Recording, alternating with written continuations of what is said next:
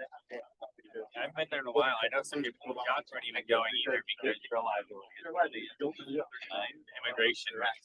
A couple people were cracking down on some of them. Listen to me. What's going on there?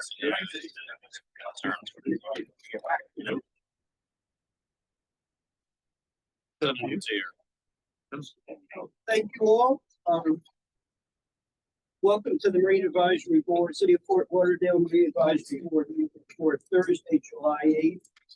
Thank you very much. Let's start with the call to order. Let's start with the roll call, please. Mr. Wayne? Here. Mr. Washington? Here. Mr. Baycott? Here. Mr. Now? Here. Mr. Coburn? Here. Mr. Dunbar? Here. Mr. Flanagan? Mr. Franks? Here. Mr. Lynch? Here. Mr. Robotsky? Here. Mr. Swindle? Present. Mrs. Ware? Here. And we have a forum. Thank you very much. We had a really good meeting last month. No doubt everybody has reviewed the minutes. Does anybody have any issues, questions, concerns? If not, can we motion to approve the minutes from last month? So moved. We I'll have second. Brett, and the second is. All in favor, please say aye. Aye. Anybody opposed? So thank you very much for that. Before we jump into what I think is a very interesting meeting, I do want to take a second to welcome our very special guest, Kate Conville, who is the harbor master of Rock Island. We don't see her sitting here, but she's on Zoom. So Kate, welcome. We'll get to you as quickly as we can. This is going to be a very enlightening presentation, guys. I'm going to try to move quickly so we don't keep Kate or anybody else too long. Before we jump into waterway crime and boating safety, I want to touch a couple of things on food and welfare. What I think is really cool, could you put up those two slides, Andre, please?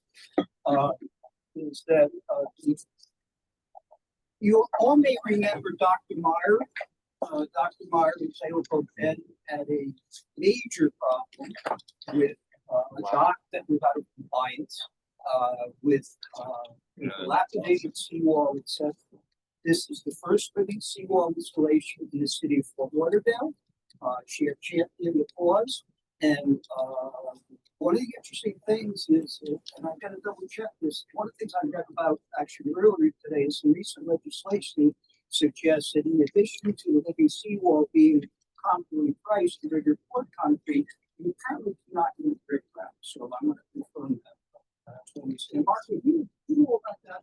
I don't So it was just legislation that came down, so we're going to check that. But here's our first seawall, guys. And if you don't all think you're responsible for this, we all need to give ourselves a pat on the back. We have folks in the city commission who are talking about restricting the city to building only living seawalls on city-owned property. This was Uncle shaking his head. But I can hear only positive things. So the whole point is that we're moving in a very positive direction. So thank you, Dr. Meyer. Thank you, everybody, for your efforts on this. A couple other things real quickly. If I can. You know what? I can do the same thing. So you're going to find a bunch of handouts in front of you guys. We have items we're going to get to a little later. One of the things, I'll bring your attention to a couple of things. One is that Marco had forwarded this to us. You probably have it. You are welcome to this community outreach event. We find Commissioner Richard Walker and his wife are to the board of commissioner before the navigation. It is this, the 18th and 8th. I'm sorry, it's 6 o'clock on the 17th, Thursday. I think it's be a lot of fun. Flying is obviously extremely important to us, so if you want to go bite and kiss some ass, it's probably not that. So, some of us will be there. Give come. I got problems. So, yeah. I'll get one. Oh, you got it right there. You know, additionally, Initially, I want to, There you go, you go. Yeah, okay. so, a couple of the things in your packet, I noticed it probably kind of sounds silly, redundant, whatever it may be. This is the purposes and duties of the Marine Advisory Board. Now, why do you care about it? When you look later on, into, some things that we're talking about, I think you're gonna find that most of what we're working on clearly coincides with what our charge is. And I don't think we're overstepping. As a matter of fact, pretty much everything from, on the water, from the wet face out, property line out, is our responsibility.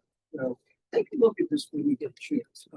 We're gonna keep charging forward as we move. These are our duties. And, with that, I am going to move forward to,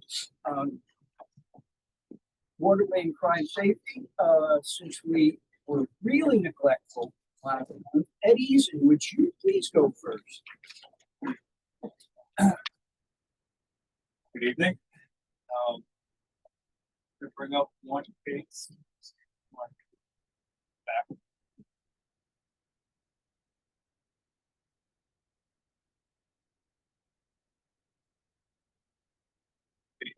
2685 Marathon Lane, right there. I received a complaint from Marine Patrol, PD, about the, boat being too wide for the waterway. We went out there and sighted the property in February, and as of today, they went for a hearing today, special magistrate. They gave them 35 days to comply. The code inspector is working with the property owner. I think they're talking only a matter of inches right now, which could mean what's it called? Goes between the boat, yes. It could mean getting smaller ones and they'll be in spot. But he's going out there, I think, on Thursday to meet with the property owner and get an exact measurement of the boat. But we're talking about probably about 3 inches at this point. You remind the rule, 1/3, 25%, 33% in that zoning. And can I just point something out? It is 30% in the majority of the city, but that area is annexed from Broward County, so it still falls under that old Broward County zoning code, which is 33%. Got it. We are working with them to come to compliance with that 35th day. And how is that measured? From the end of the dock or from the end of the seawall? Seawall, the property line. From the property line? Yeah, seawall out.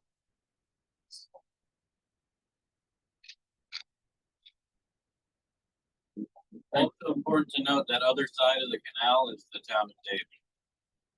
So we have no control of the other side of the canal. And what's their rule? We're concerned the other side is in compliance. 'Cause What's that's the what's their rule? Sorry? What's Dayton's rule? As far as I know, I've reached out a couple of times, they don't have any. So if you're the boat, I noticed the catamaran down at the other end. Doesn't look like it will make it out. Yeah, but that's like the one that's the name that has. Next to the power cat. That's gotta be a 20. What is the address there at? Yes, 2685 Marathon Lane. So it's unbelievable. So that brings me to a quick point. So we had asked for Kelly Williams and her team if they would like to boat ride. That's happening this Saturday. Unfortunately, obviously, because of sunshine laws, there's only one of us to go from the board. But we have John Kelly sitting over there. We have Courtney Day. We have a number of folks from the public who can speak to the congestion up there, some issues dealing with this. So we are planning to be on the water with 25 people on Saturday. And I'll report back that I am confident that we will be looking exactly at these like that. That's why that's. Good. Thank you very much. So I have one more. okay. Oh, yes. You gotta move faster. Yeah. 1334 Mango Isle. There's a proactive discovery, the boat being in derelict condition. had no registration or hailing port of origin. And the boat, extended beyond the 30% mark of the waterway. As of today's date, the boat is registered and he moved it to the other side of the property, the corner property, where it's wide. We complied right now, but we will continue to monitor it, make sure he doesn't move it back, to the other side. Thank you very much. Yes, It's what it's just myself. I'm Rob Chrisley, as the president of Lauderdale Isles. Let's talk about Lauderdale Isles, waterway management. So, previous there with the, I think at some point we'd like to take you and some other people where we're gonna start talking to. And they're gonna have some kind of. Exciting argument on the side, but you look at that right there, unlimited on the other side. And right now, that is navigation. I've gone through there. That's. So, this issue, I think is. The boat ramps are right here too, so you have to pass by. So, we'll be, still Like with a you bunch there, there. start reaching out.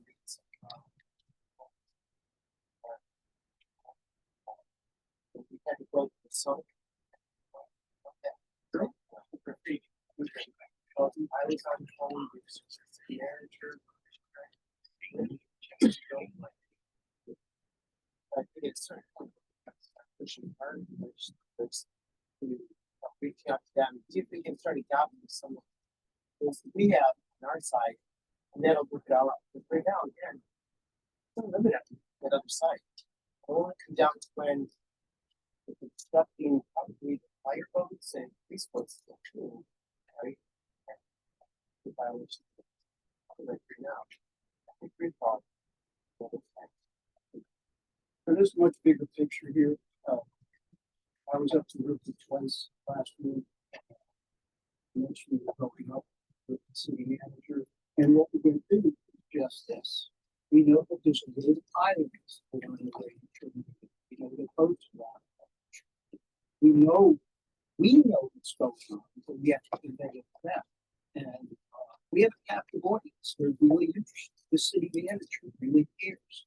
And she's running a tight ship and she makes changes. And we're going to make that happen. What I would do, and probably the interest, if you have a couple spots, if you want to take a look at us cruising up there, send a photo, send an address, and make sure we point them out. We have a good one. And you are welcome to come anytime you want. So, Travis, so I'm reading about the Wild West of illegal boat charters, endemic fuel, lasting problem in Fort Lauderdale, South Florida. Legal charter boat ran aground, on and on and on. Would you put a whole reference please on it? So obviously, in addition to all the other craziness is coming to a forefront. So I don't know the answer. We talked about it all the time. Quite a few. If your boat, as you may know, it's on sandbar, it is not moving. So there are issues. So it's your report. Well, I could talk to them about that. So that boat, the guy who was chartering that vessel actually asked some poor people in a small rental boat to use their boat to help move it, which is a tiny little Starcraft, and they just damaged Starcraft, which was poor people didn't know any better, let this guy do it.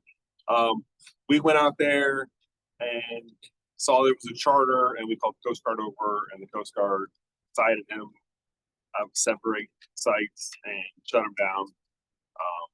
And obviously got the boat off, but he got shut down by the Coast Guard. So a cap of the port order for him not to operate was issued for him. So he shouldn't be operating until he gets all the stuff straightened out. We always obviously we can't enforce charters, but we work with Coast Guard all the time. When they have their vessel, it's to a point where they won't have a crew that's over the hours. They can't go out and enforce charters at that time. They got to save their crew for search and rescues.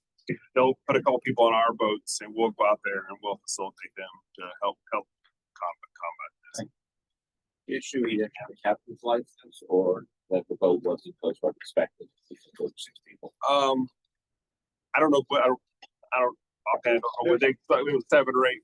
Like probably like the life jackets weren't up to date. I think he was the owner of the boat and he was the captain, which you can't do. There was a bunch of things that they cited. If you really want to follow this stuff, there's a great Facebook page called Uninspected Passenger Vessel Legal Charges on Facebook. And they do a pretty good job with community outreach on this stuff and reporting this stuff.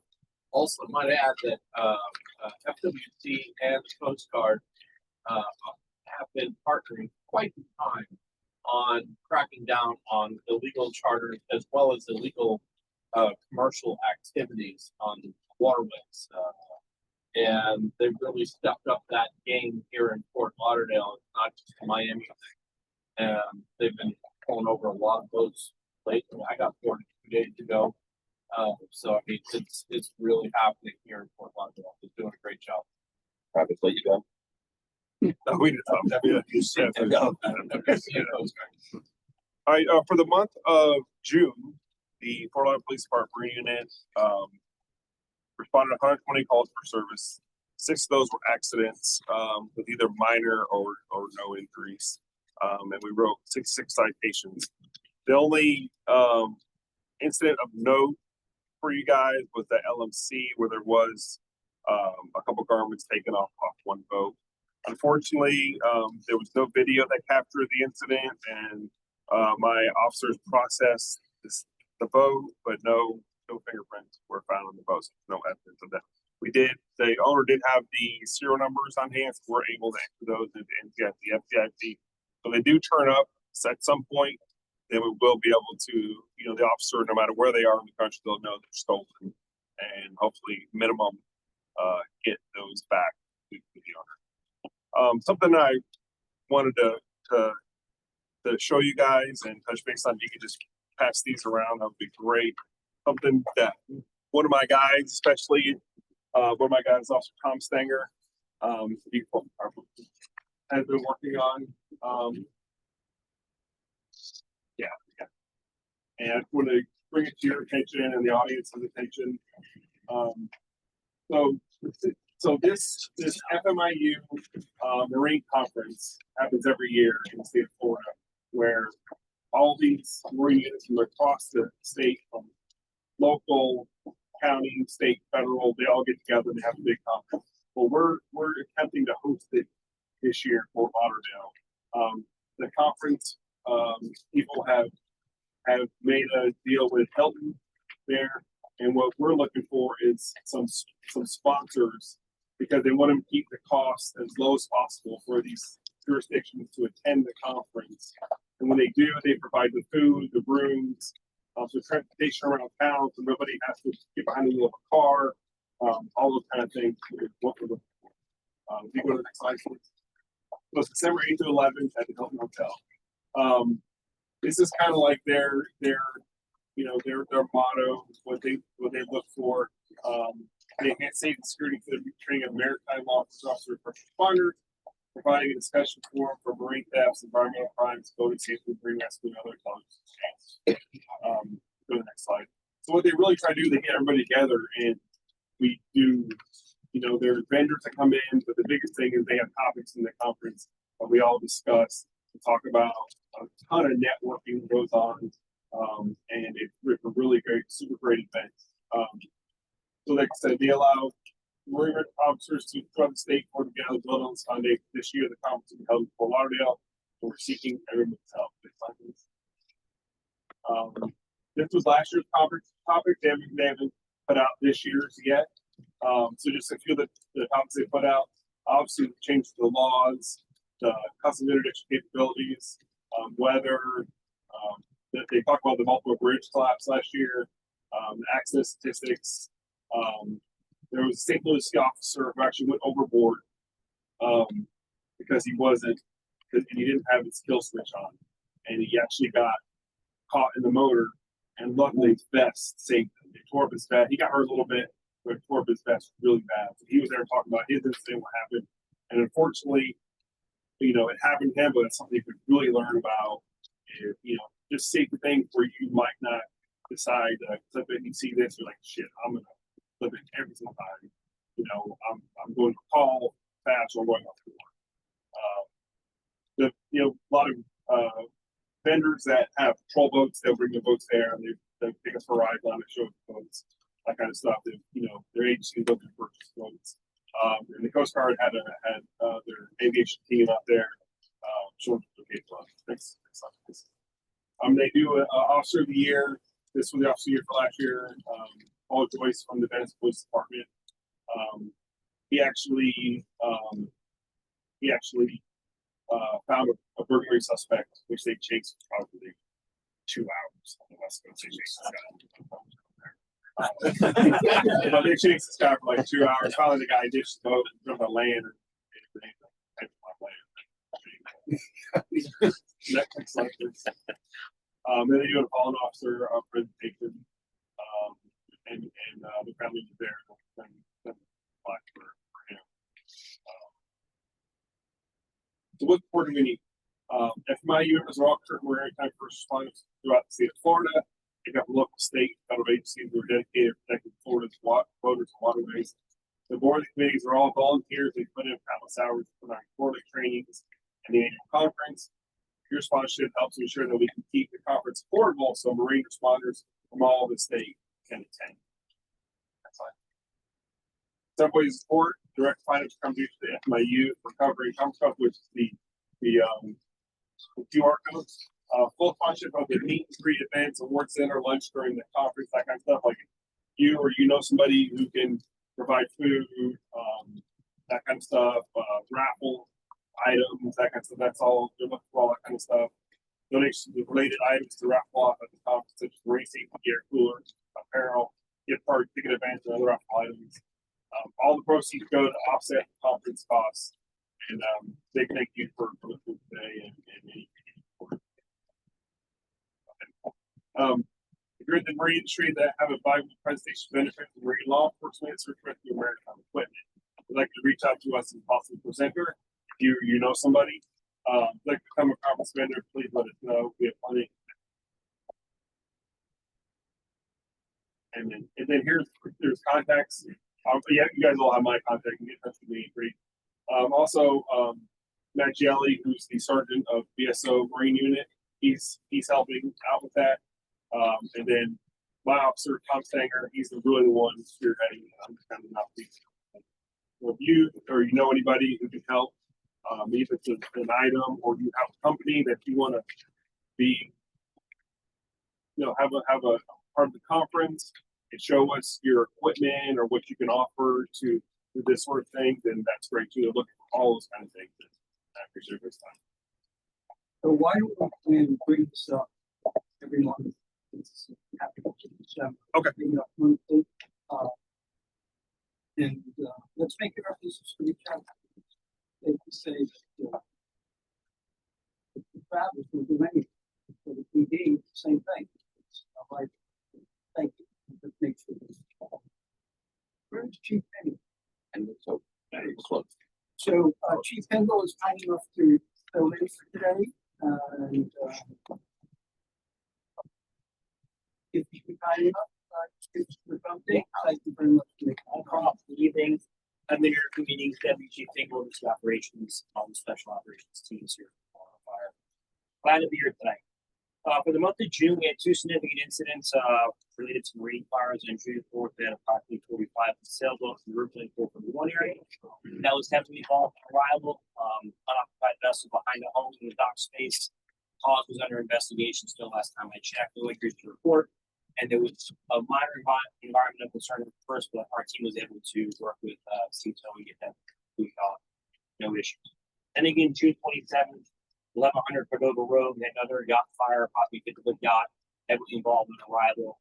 In both fire situations, land-based crews were able to arrive and get initial control of the incident. And then our marine-based unit team was able to respond out and provide final stabilization and environmental control for those 2 incidents. Both times, no civilian injuries to report. Fire injury to report, great. Response times to offended was good. And we're fortunate in both situations where the unit at station 49 were available to come off the fire truck and off both teams. We had some large scale incidents over the last months, large scale events, obviously the Panther Parade, maintenance on the water. We had a big marine support. We predicted the possibility of heavy vessel traffic as well as swimmers and such. So our presence was out there. No major incidents to report in regards to the marine side. We did have some drownings during that event that were handled by land-based lifeguards and firemen for the Panther Parade. But it was a great success if you guys made it out there. It was a lot of fun. Lots of heat. We were busy. Yeah, we did a little water show for the folks out there as the parade went by, which was very nice. We did reach out to our friends at Broward Sheriff Fire Rescue. Knowing we had a lot of boat traffic that day, I requested that they place the boat service with us, and they did. So for the day of the parade, we actually staffed the boat with extra personnel before the Panthers put at that bill. So we weren't in adaptive response for the parade. We were on the water the whole time. DSO joined us just because of the potential traffic on the water. But it was a great success. We were very busy medically. We had 110 medical calls in the parade itself. 90% heat exhaustion. 14 people to the hospital. 80 were transported to the medical tent. So obviously an impact on the island. We made sure that the firehouse and the south of the island lady was available to respond to land-based calls. And both our boats were on the water, one on the ICW side and one on the ocean side. And that bill was put by the Panthers to make sure the boats were in service for that event. And also 4th of July event just occurred. We had our boats in the water for that as well. Obviously, for the large fireworks show, we have to have our prevention component out there and some life safety and water safety. Went off without a hitch, no real issues that we have to report from that event, the fire side, which was great. Over the last month, I'm not sure if the last meeting was disclosed, but we had 22 new personnel to the dive and marine team. That training is very intensive. They go through a week of shipboard firefighting as well as 2 weeks of dive and rescue training. That's on top of all their firefighter and paramedic training. So during their final process of sign off, they see 22 new personnel, bring the team to about 80 divers now, 80 certified divers, shipboard firefighters at that one firehouse to rotate across the 3 ships. So the team's healthy and stable, which is a really good thing to report. Finally, something important. There's a group that was started by Broward Sheriff's Fire Rescue, Chief Penvest from the county. It's called Marine Incident Response Team. It's a group that's a working group that brings Dane County, County and Broward County together to be prepared for those large scale incidents. There's an exercise happening next week. You guys are probably going as well. They're inviting all of the law and fire marine-based units to respond out and be a part of this large scale incident. They kind of surprise you, so you can't plan when you get there, give them what it is. Really keep it realistic. We had one last year on the I'm drawing the blank of the vessel that runs to the Bahamas that transport. Blair. We did so we had a great exercise with Blair last year. They did a full scale vehicle fire explosion on the vessel, multiple patients we responded out in the actual water, on the vessel, in the ocean, began exercises, brought the boat in and completed exercises. On land, there was a law component where there was customs being handled and relocation of people, relocation of families. Great exercise. Same thing's happening here the next week or two with Emerge. We've secured some ways to better communicate across the county, so law and fire can talk better on the water now. Well, obviously, there's DHF, UHF type options, but we wanted to have a more secure line of communication so that what we're saying is being heard by just us. So through regional communications, the Broward County would establish some better pathways of conversation for law and fire to be unified and keep the public off the channel, keep our ability to keep the incident under control. So just some good things that are coming out of public safety right now. General training and some minor incidents got them up. That's the big stuff. So. Any questions for fire? Sure. Yeah, we talked about a couple of meetings ago after the 2 boats that blew up because the people filling the fuel didn't have any idea about blowers or anything like that. Is it worthwhile or would you be in support of some sort of training program, put in an hour or 2 video maybe created in order to facilitate people who work at these fueling stations in the county and city to be required almost to watch it so that we can prevent the problem? So we've had some discussion on how to get the message out because what we have learned, it isn't generally the trained personnel for the facility doing it. It's the civilian that's, putting the fuel themselves and or not running their blower long enough. But they can remind them. Correct, 100%. When we did these conversations, we did learn that a lot of these facilities already go through a general training program, right? That they do. We want to focus maybe on some public education. how does that look? How do we do it? We gotta work with our partners on law enforcement, how can we get that message out? I do know that our prevention division has had conversations with many of the fueling stations throughout the city because of what occurred. Their staff are trained, they have an awareness level. It's actually quite impressive, the couple of issues at 50 Street, how well their staff responded out and did some heroism themselves. So it's a valid point. We really try to look at it from all fronts. Signage is important. We have to come up with a way to get the voting community to see this. In video and education, social media is powerful. But I'll take that point back in regards to, is there more we can do on the prevention side at the stations? QR codes are great these days. It can be as simple as a QR code on a pump that people can scan prior to fueling as a reminder to safety. Lower on, don't blow up. I think you can make a bumper sticker. Appreciate that. Anything else, sir? Thank you very much. Awesome. Appreciate your time. So, obviously great stuff. That was going to bring us to, I could just take with that, to bring us to a discussion with our featured guest, one of our featured guests, Kate McConnell. Kate, you on?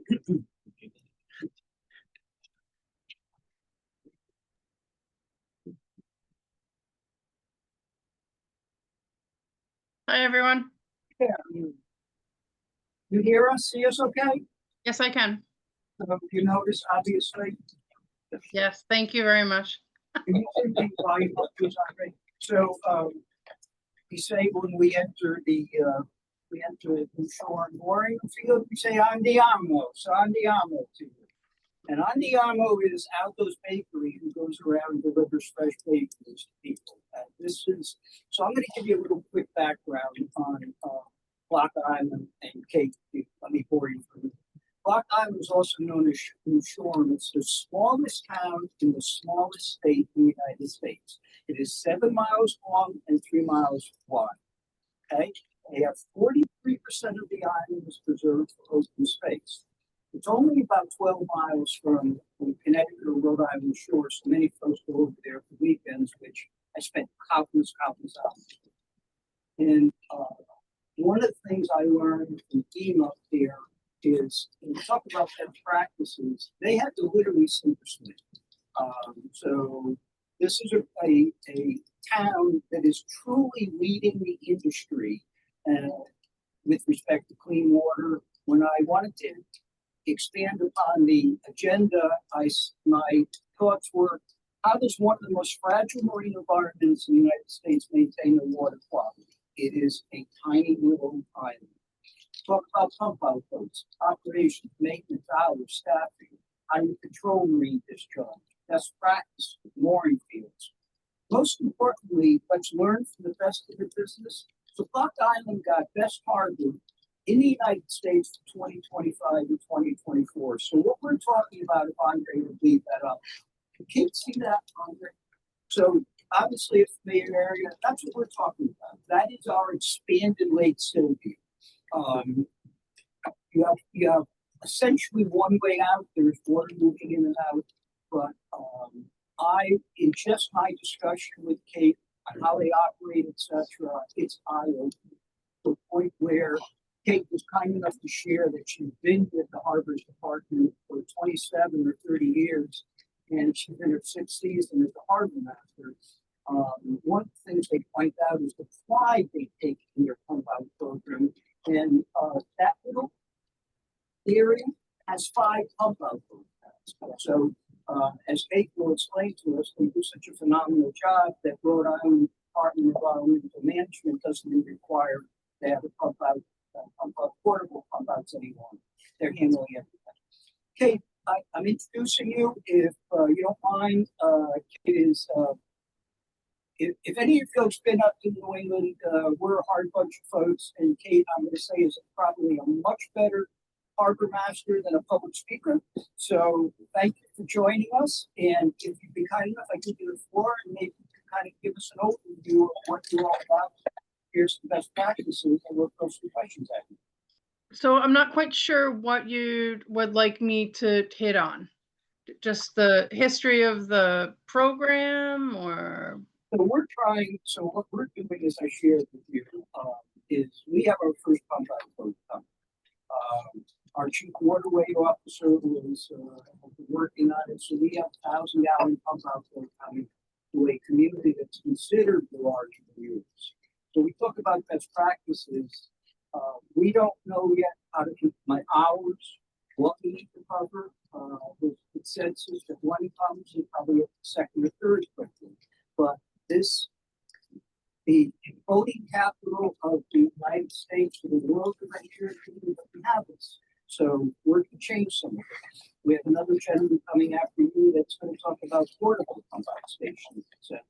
So it's kind of, where did you go? How did we get to where you are now from where we started many years ago? When somebody enters the pond, the Great Salt Pond, what happens? What do they have to do if they want to stay overnight? Do they have to? So we have a very large sign right at the entrance of, so we have two harbors. New Harbor is the largest and can accommodate the most boats. And then we also have Old Harbor, which is right in the heart of the island. That's where the ferries come in. There's a small anchorage area.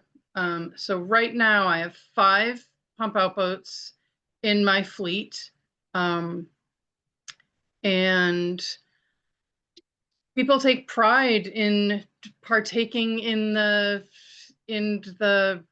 you know, they think it's a show almost to call the pump out boat and come over to their boat.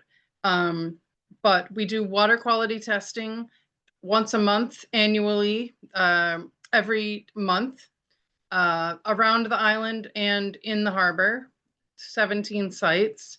That's through DEM.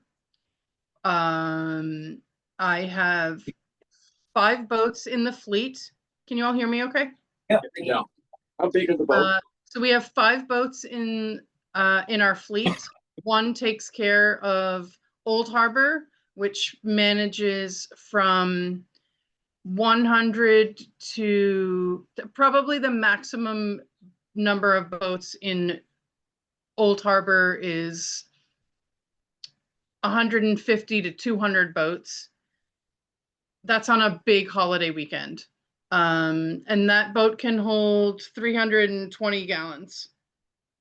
The pump out, the offload system goes right into our town sewage line to our facility here on the island. The other harbor, we have 4 boats. The largest holds 420 gallons. And again, we have 1 offload station, and that goes right back into the sewer line for the town. We've been doing such a good job managing all of the boats out there, which could be from 800 to 1,500 boats on a good holiday weekend. That's including the 3 marinas. That the 3 marinas have not been required to have a portable pump out facility. 3 years ago, we started charging the marinas $5 pump out. So my crew of I've got probably 8 guys that manage the boats. $5 a pump out per marina. If we charge more than $5, we lose our grant money. Our whole program is run through grant money. For the folks that are staying on anchor or mooring, Sorry? there is no charge. No charge to boats that are on town, private, or in the anchorage. And so somebody wants to use your services, if I recall, it's pickup channel 73 for somebody to recall. And from my experience, usually over there pretty quickly, so there is no reason somebody should be discharging overboard. You also, if I recall, have pretty strict enforcement regulations. If somebody is charging you legally, you don't take casualty by any means. So I'm sorry, I can't hear you very well. I said you don't take casualty if somebody is discharging illegally, so it's a pretty good fine if that happens, so you really have some influence. We can charge up to $2,000 for someone who has discharged, and they are banned from the harbor. So, Kate, you also mentioned, I mentioned that we were in the process, I showed you the boat that we were looking at. And I believe you said that all of your 5 boats are purpose-built, that you build them yourselves, that if you do not use a particular vendor, that's much more cost-effective. You have it. So I was speaking with our vendor who creates our boats, and I believe he's already speaking with you. Audette? No, We use pump out USA to want to give us our quote. you usually pump out USA. So, Okay. but that You guys was, are dealing with such a different waterway than myself. You know, as you can see, I'm dealing with just one harbor. You guys are dealing with such a long, lengthy intercoastal. And I think if you really want to make this work, you need to make it user friendly. You need to make it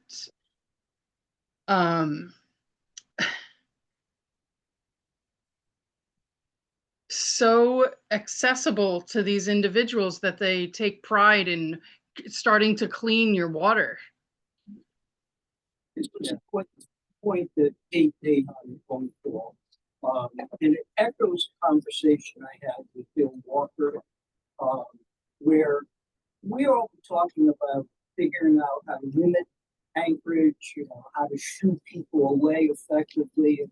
And what Bob Guyman has done is they embrace, obviously, transient boaters. And the same thing with taking pride. So as a result of my conversation with Kate, I have spoken with the Director of Education for the city of Fort Lauderdale, and she's going to organize a grade school to help name the boat, really create some, you know, public outreach to let folks know not only where the poop is going, but there are career opportunities on the water. So that opens up a variety of issues for us. Hours of operation, Kate, 7 days a week?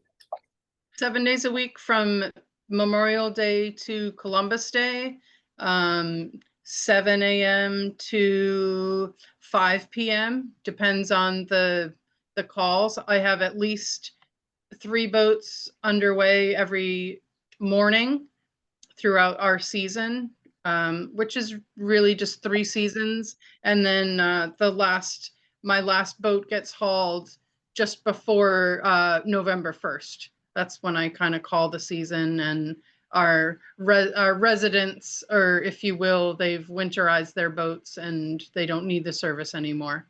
So Before we open up here, I do have want to also touch on the point that Kate made, that we have touched upon before, but having a pump out boat, multiple pump out boats on the water, I'm using quoting Kate, is a double utility. The pump out boat operator keeps eyes on controlled waters, etc. So we're not just adding someone who sits around waiting for the call. We're adding another pair of eyes again to kind of get aware of what's going on. Let's open it up.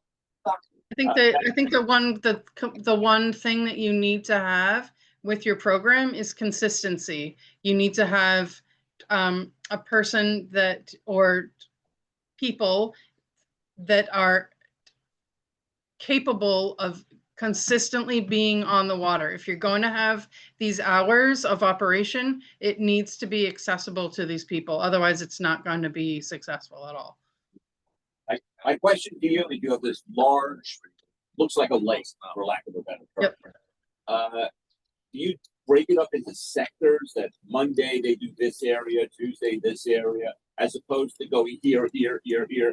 Yeah. It's here. It's whatever the phone call is. It's on the radio. Right. So finding we have- the name of that boat could be more difficult as opposed to on Monday. Like our garbage delivery, it's one day and they come to this block, and the next day they go to that block. stuff. So I didn't know if you had to redesign it, would you keep the same system you have? Or would No, you because we consider have maybe so- separating? we have so many transient people coming and going, both to the 3 private marinas as well as the anchorage. So people are coming and going. So that's why Your we have average at today, least 3 What do they- boats How long do they running. stay? They could stay for a month to 1 night. So The one our night is anchorage system is changing all of the time. Thank you. So my crew has it, I'll hit Champlain's so that one boat goes over to that one marina for an hour. They have to offload and then maybe go back. And then I've got another boat that's out doing the anchorage for a little while. And then they're doing the moorings. So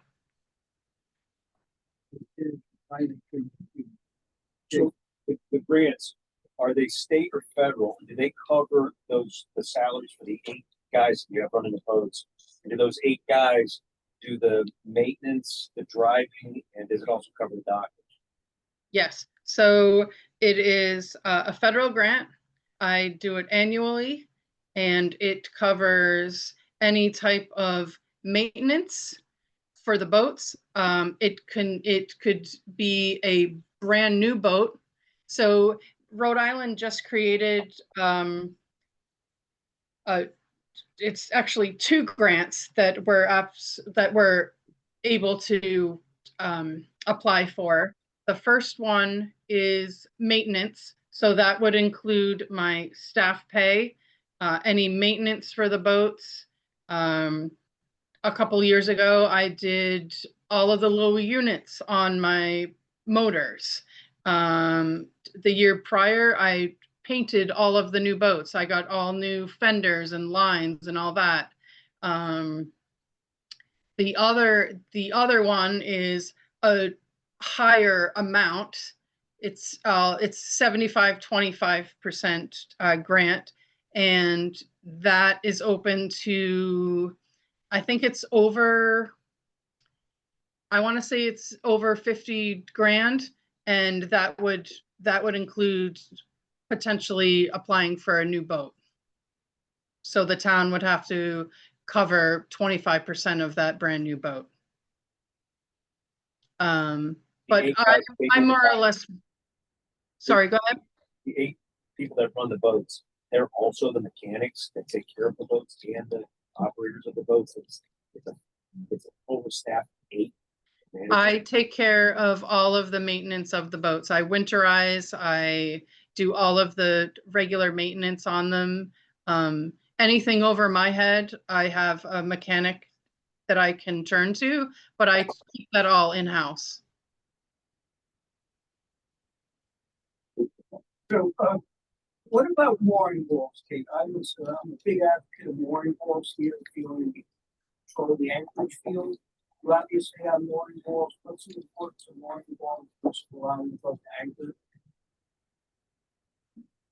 I'm sorry, what about the moorings? So one of the things when we look at in the areas is a mooring field with mooring balls. Yep. Allowing boats to simply indiscriminately anchor, that they are actually tied up on a state-sponsored mooring ball or mooring system. If I recall, you have a load of mooring balls out there. And I'm trying to understand whether that's something that we talk about it, but if that's something that we should be looking at instituting it on mooring field as well, to kind of control that. So our mooring field is also state regulated. We have 290 private moorings that I can issue permits to, and so that's all state regulated. I can't put in, I could apply to put in more moorings, but that would take away from the anchored field. And if somebody uses a mooring ball, are they allowed to raft as well from there? There's all different regulations on it. So a private mooring permit holder can allow, pending the weight, right? The majority of moorings out here are mushrooms. We got a lot of mud, is the bottom of our pond, if you will. So we have a lot of people with mushrooms. Anything over 800 pounds, you can put 3 boats on a mooring for a private mooring holder. When those people aren't using the moorings, the town has the right to rent that out, and the permit holder gets $15 for each night that we rent it. And our rental rate right now is $65 a night.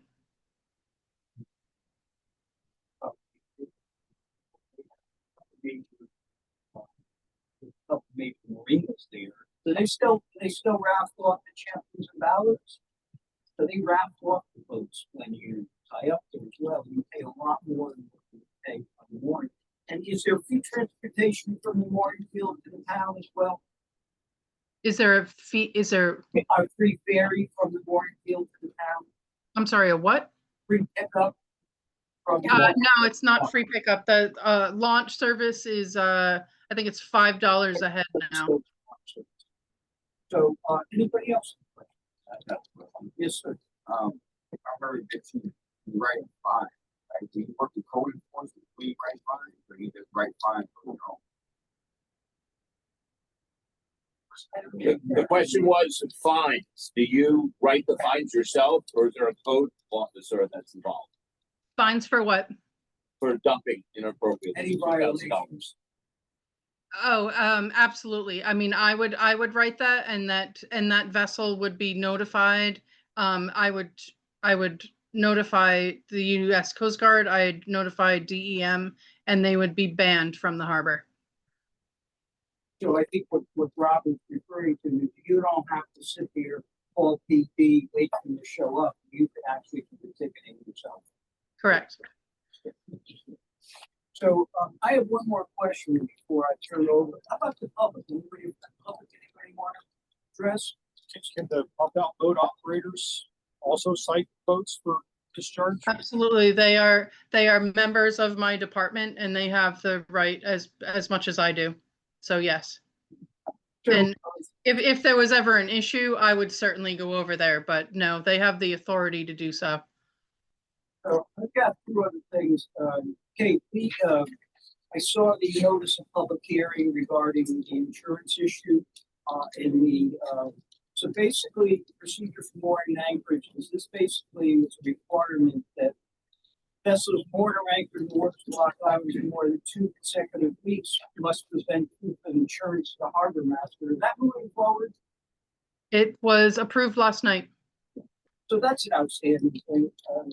They even have an issue here where if you're in the town anchored there for 2 consecutive weeks, you actually have to name the town as additionally insured. That's a crazy.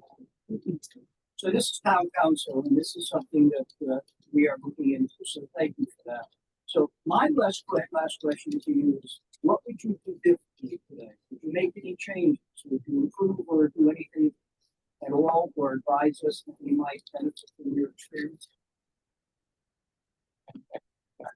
Got a loaded question? A really loaded.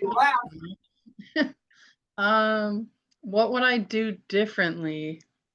I just have to say that I've been with this department this is my 30th summer on Block Island, and people honestly take great pride in coming to Block Island and seeing how beautiful the water is. And we have 3 aquaculture farms on the inner harbor. When you look at that big picture of what you think is a lake, we have 3 major aquaculture farms in there, and those oysters are working really hard to keep our water clean. And Block Island is just a very unique place, and we're kind of on our own out here. We're 13 miles off the coast, and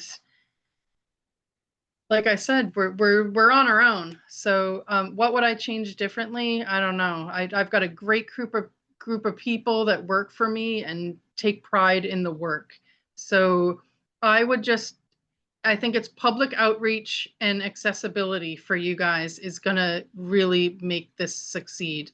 But I give you guys a lot of credit that you guys are in a whole other body of water that is, even that the marine report that I was just listening to is really impressive of what you guys have to deal with. So I give you all a lot of credit for trying to take this on. And Well, we are beyond honored. It's not gonna be the last time you hear from us. I hope you don't mind. I want to ask you another question before we let you go. One of our dear friends here, Mr. Kelly, who happens to own the marina, had introduced us to this. It's called Just Water. Are you familiar with this? Complete biodegradable. What do you do with single-use plastics there? Is there any ban or anything yet? is there any what? Minimizing single-use plastic bottles? Oh, very much so. Very much so. We do not allow plastic bags or straws on the island. I have a question. Ma'am, you have, 8 boats, is that what you said? Five boats? Correct. How many pump outs in a day can 5 boats, accomplish? Last year we pumped almost, I want to say a little over 80,000 gallons. What's the average for both? What's the actual? Average, per day? average boat 10 to 20 gallons. Yeah, but what's your average, how many pump outs would you do, like on a busy Saturday? With 5 boats? With all 4 working, 150 to 200 pump outs. Well, I think the point also is that one of our folks is saying is we talk about a year. It ain't a year. It's 3 months. No, it's 3 months. So yes, That's a lot. Yes. 35 bucks. Anybody else? It's a quarter of the field. She has 800 quotations. So Kate, we'll stay in touch. We will ship you the now world famous City of Fort Lauderdale Marine Advisory Board M&Ms that will send to you overnight. And if Very you- proud of you. We're very proud. And you know, if you don't mind, we'll touch base with you, keep us abreast of we'll show you what we're doing, and then we'll come back to your questions. And we are truly honored. Are we all set, guys? Thank you. Thank you very much. Take care. Thank you again. So that's a whole different, that's a whole different thing than what we have going on. That's awesome. She's able to control that. The most important thing is she can control that. She has the bike that she runs it. So she has the bike to be able to do it. We don't really have that. And I think one of the more important things for our pump out boat is it needs to be free for everything. It needs to be moving every day, whether it's pumping out or not, stopping at new boats saying, hey, just want to let you know, this is a service that our city offers for free. Here, call this number and we'll come out, as soon as we can. If you want to schedule it, you can schedule it, blah, blah, blah. It needs to move around. It does not need to be sighting at this point because the more fearful of people coming, they won't use it. If they're looking at, I think that's a huge, huge point. And the marinas need to be promoted. Las Olas Marina is our city marina.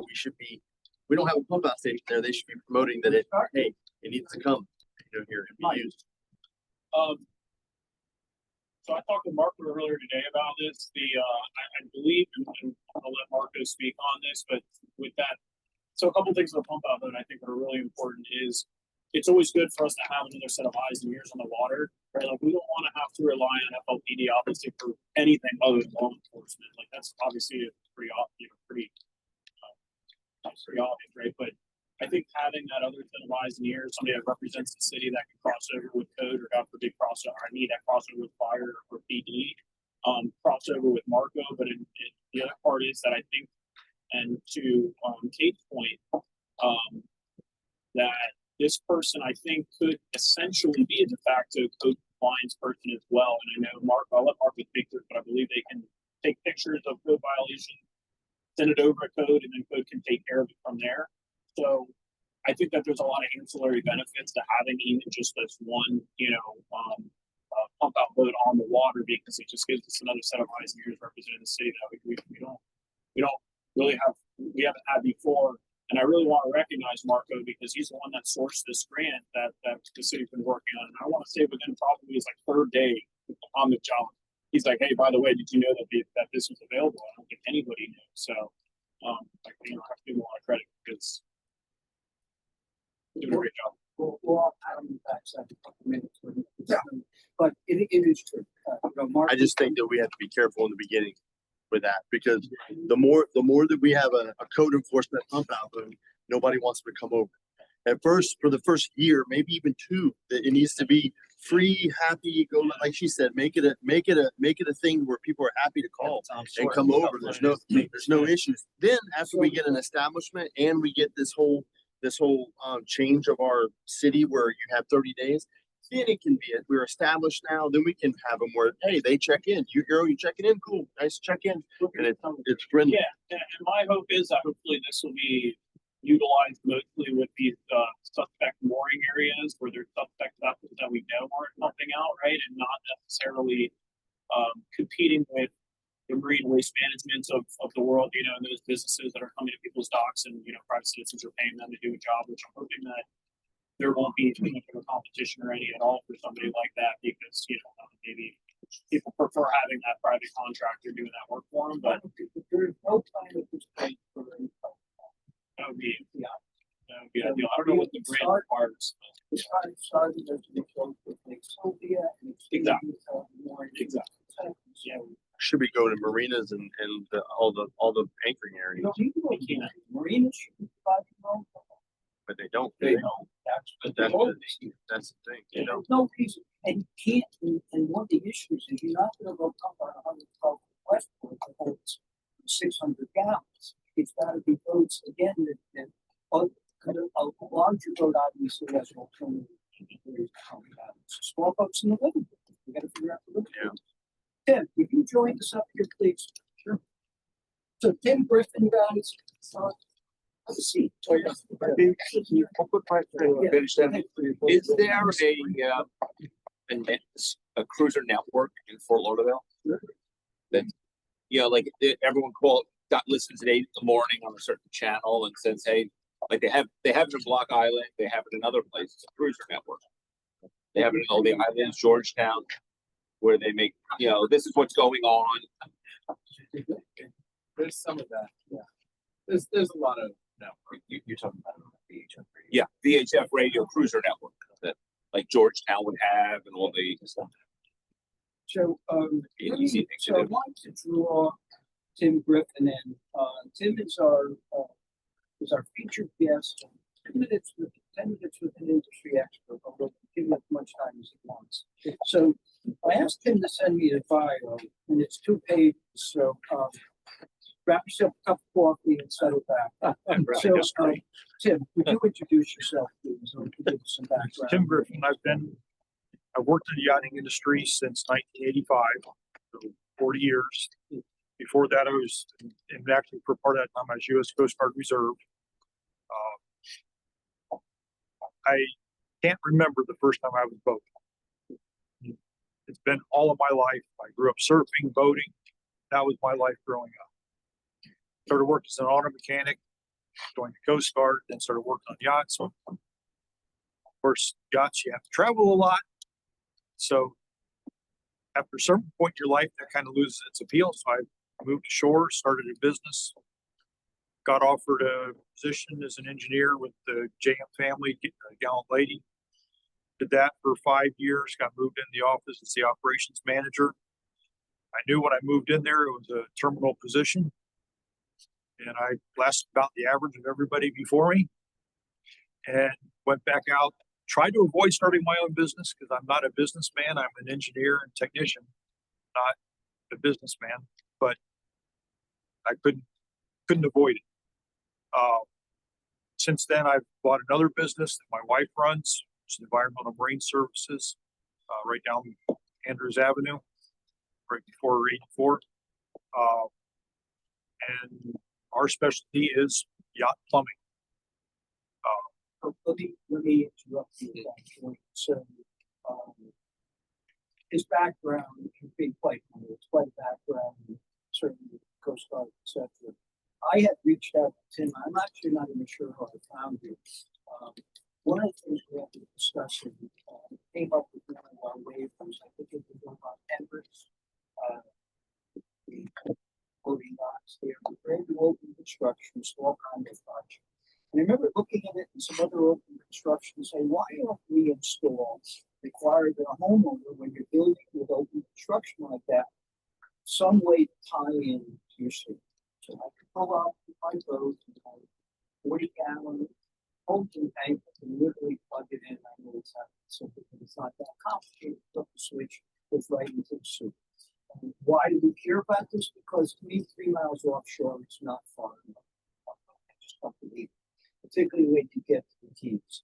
So I reached out to Tim for the company Happy Providers. He also sent us a good deal of information about ideas, closing down Y valves, dye in the tank, etc. So I asked again if he would come present some ideas, application thoughts, etc. You have to work with that. So my kind of spiel is the real problem, and I've been to Block Island. It's been 30 plus years, but I've been to Block Island. I know very familiar with everything we just saw and heard about. I was going there as an engineer on the yacht when they started enforcing the no pump out rules. Before that, the rule existed, but nobody paid attention. Up there, it has become kind of a fashionable thing to show that you're complying. Down here, not so much. Particularly, you mentioned Hendricks Isle. You know, Hendricks Isle and Isle of Venice. Isle of Venice is cleaned up a little bit, but Hendricks Isle still. We have a note from my staff. We don't service boats on Hendricks Isle because most of them won't pay their bill. And that's how they approach everything. They're just ultra cheap. They're not going to make any effort. They don't have to. Back in the 90s, one of my friends rented a house on Hendricks Isle. And during that time, I should say part, but they required all the landlords there to put in pumps to be able to discharge the boats. Now, we've been out, this is another thing where we never got paid. We go out and fix the pumps, and then the landlord doesn't want to pay. Oh, you didn't tell me it was going to be $2,000. You didn't tell me how bad your pump was. You hadn't worked on it for 15 years. And it's a $7,000 pump. There's cheaper ways to go too. But it's you know, that's kind of the problem you run into. But Hendricks Isle has always been notoriously bad. But the other bad culprit, hope I don't offend anybody here, but I would say 90% of the sport fishing boats we go service calls on are set to go direct overboard. Why would we ever want to put anything in our blackwater tank? All it could ever do is stink. Well, every one of these big yachts you see here pumps to a holding tank. Do you think the owners of a $50 million yacht is going to tolerate odors? No. It's about getting the job done right. And maybe there's a little maintenance, but it's pretty minimal maintenance if the job is done right. Start. So that's really my big thing. The other is, as there's been notes made, trying to do the pump out business here is a whole different animal than little Block Island Sound or Block Island Salt Pond.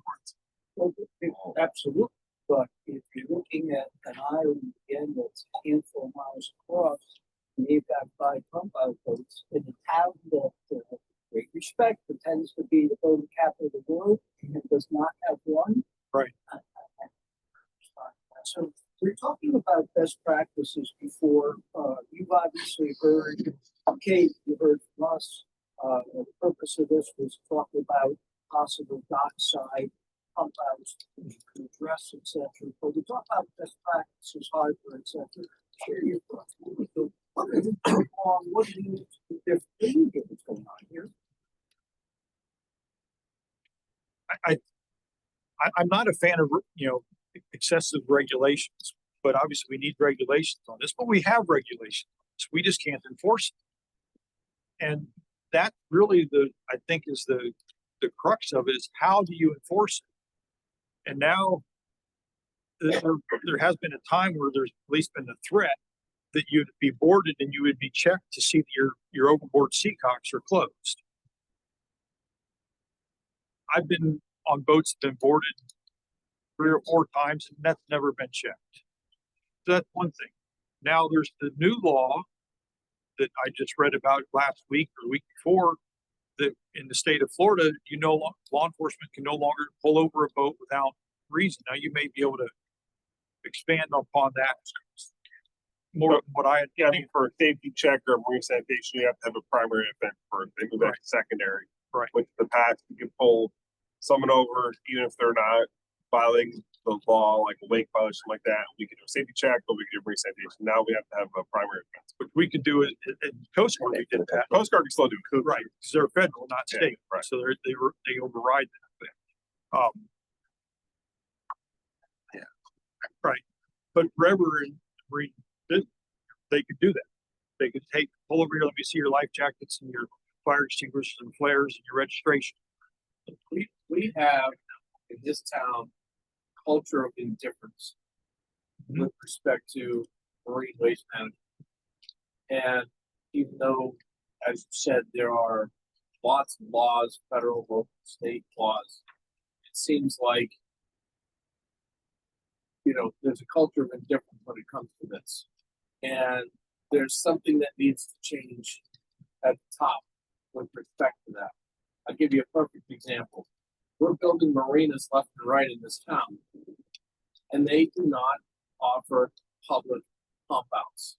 Right. So if I get in my 40-foot Sea Ray, where it's got a holding tank, I can't go to the Las Olas Marina, the brand new Las Olas Marina, and pump out on my way out. Okay. I know other marinas that have had their pump out facilities inoperable for 8-9 years. Okay. Especially some of those way up the New River. Okay. And I don't understand how a marina gets built or operates in Fort Lauderdale without a public pump out facility that's available. It's my understanding, I could be wrong here, but that they all had to install it whenever they've done an upgrade to marinas for the past 25, 30 years. They've had to install pump out equipment. But then what happens? They install it, nobody uses it, No. it doesn't get used, and now it doesn't What work. happens is that now Las Olas Marina, for example, has pump outs. Right. But they But not only, public. but it's not available to the public. It's only available to So there's nothing that compels anybody to pump out when the facilities are not available. So they're gonna open those sport fish boats, they're gonna open those wide valves. Okay? Because there's no place for them to pump out. And most of them want Unless to they pump call direct state. overboard. What's that? Most of them want to pump direct. They don't even flush to a holding tank. They No, stop. they go straight overboard. Exactly. And 3 miles off. well, that's what they say. We never use our toilets when we're sitting at the dock anyway. Right. Yeah, you don't go there to the boat with a cup of coffee and go out and wash the boat. Now you need to go to the bathroom. Just come on. We know the reality, but that's what they say. And they say it so much they believe it. So everything again, we talked about always comes down to education, of course. Enforcing something like this, I'm not going to put town council on the spot. But I don't even know where he is. I guess if you're using what Kate said, and you're saying the same thing, if we provide an easy alternative, then maybe at least that will eliminate a lot. Talk about residential applications that we discussed. It is a viable thing. There are some challenges there. As most of you or all of you know, land plumbing relies on slope for drainage. So your slope kind of peaks under your house. Your property trails off down to your seawall most of the time, should be all the time. So now you've got to pump it uphill, which is no problem. You're having to pump it out of the boat anyway. You can push it further. But when you pump it uphill, if you ever have a sewer backup, or even without, is any of that sewage going to drain down that way? And now we see this on boats. Lines that don't get used get packed up because a little bit collects here, a little bit collects, a little bit collects. After months or years, it's solid. And now you can't pump out. So it's the way of mitigating. There's ways to get around that, but it's not just run a pipe down to the dock, because that's going to fill up. And Could you share the number of ideas and emails, et cetera, being aware of the issues that we're dealing with and you're dealing with as well? Can you explain why, the house may be an issue? That doesn't make sense, and right now, it could be a problem. It could be a problem. Right. Because we're not going to be. So again, we talk about enforcement, education, what else do we do? How do we enforce?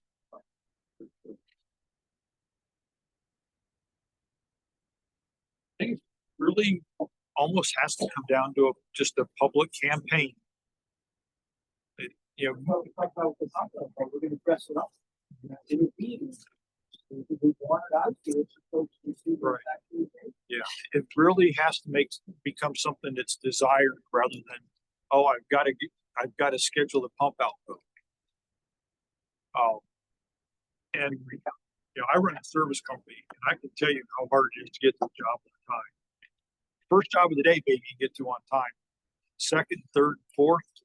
And one time you're early because the first job went really quick, but then the second job you thought was 2 hours and it's 4 hours, and now you're 2 hours or an hour and a half, whatever, late to your next job. And you get unhappy customers, and it's not gonna be different for the pump out vote.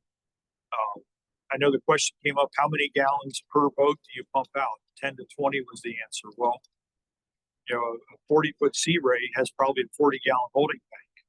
So, yeah, I mean, it's not going to be full, but you might be pumping 20 or 30 gallons, you know, and a 60-foot Sunseeker might have a 70-gallon tank.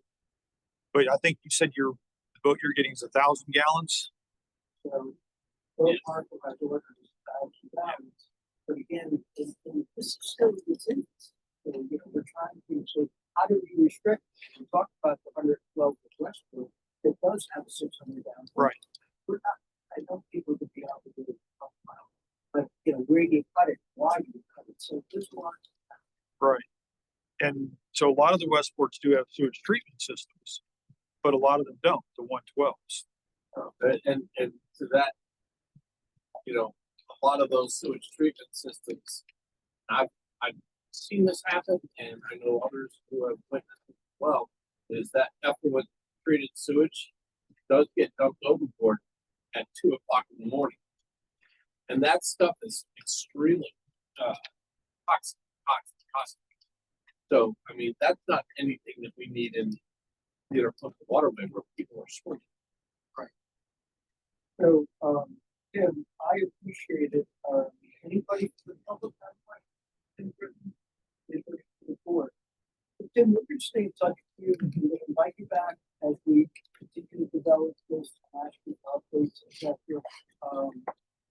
I want to tell you that the Leafy team gave up a tennis game tonight for this, and we take that very seriously. So thank you for joining us, and we will absolutely stay in touch. And if you can kind enough to pass this to Mr. We were honored to have you join. Great. Thank you very much. Thank you. We will move on to Mr. Duncan, who I kept so we have proposed ordinance amending code section 8-145 entitled regulation of vessel banquet and public waterways. Mr. Duncan has been working very hard on this, so I'm going to ask him to share this. Okay. First of all, I would go back to 8-34 of our code of ordinances regarding the advisory board. Pre-advisory board may consider any subject matter to consider appropriate. And in addition, specifically directed to consider to make recommendations on the following subject.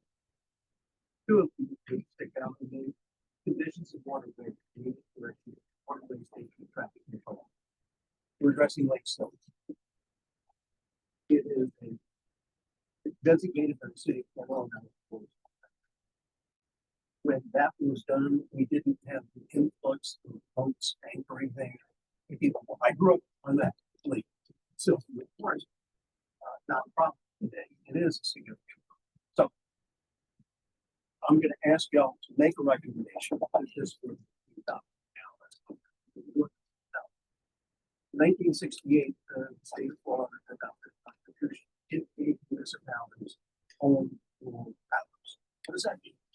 That means that a municipality has the same ability to adopt legislation as the state legislature, except in certain enumerated areas.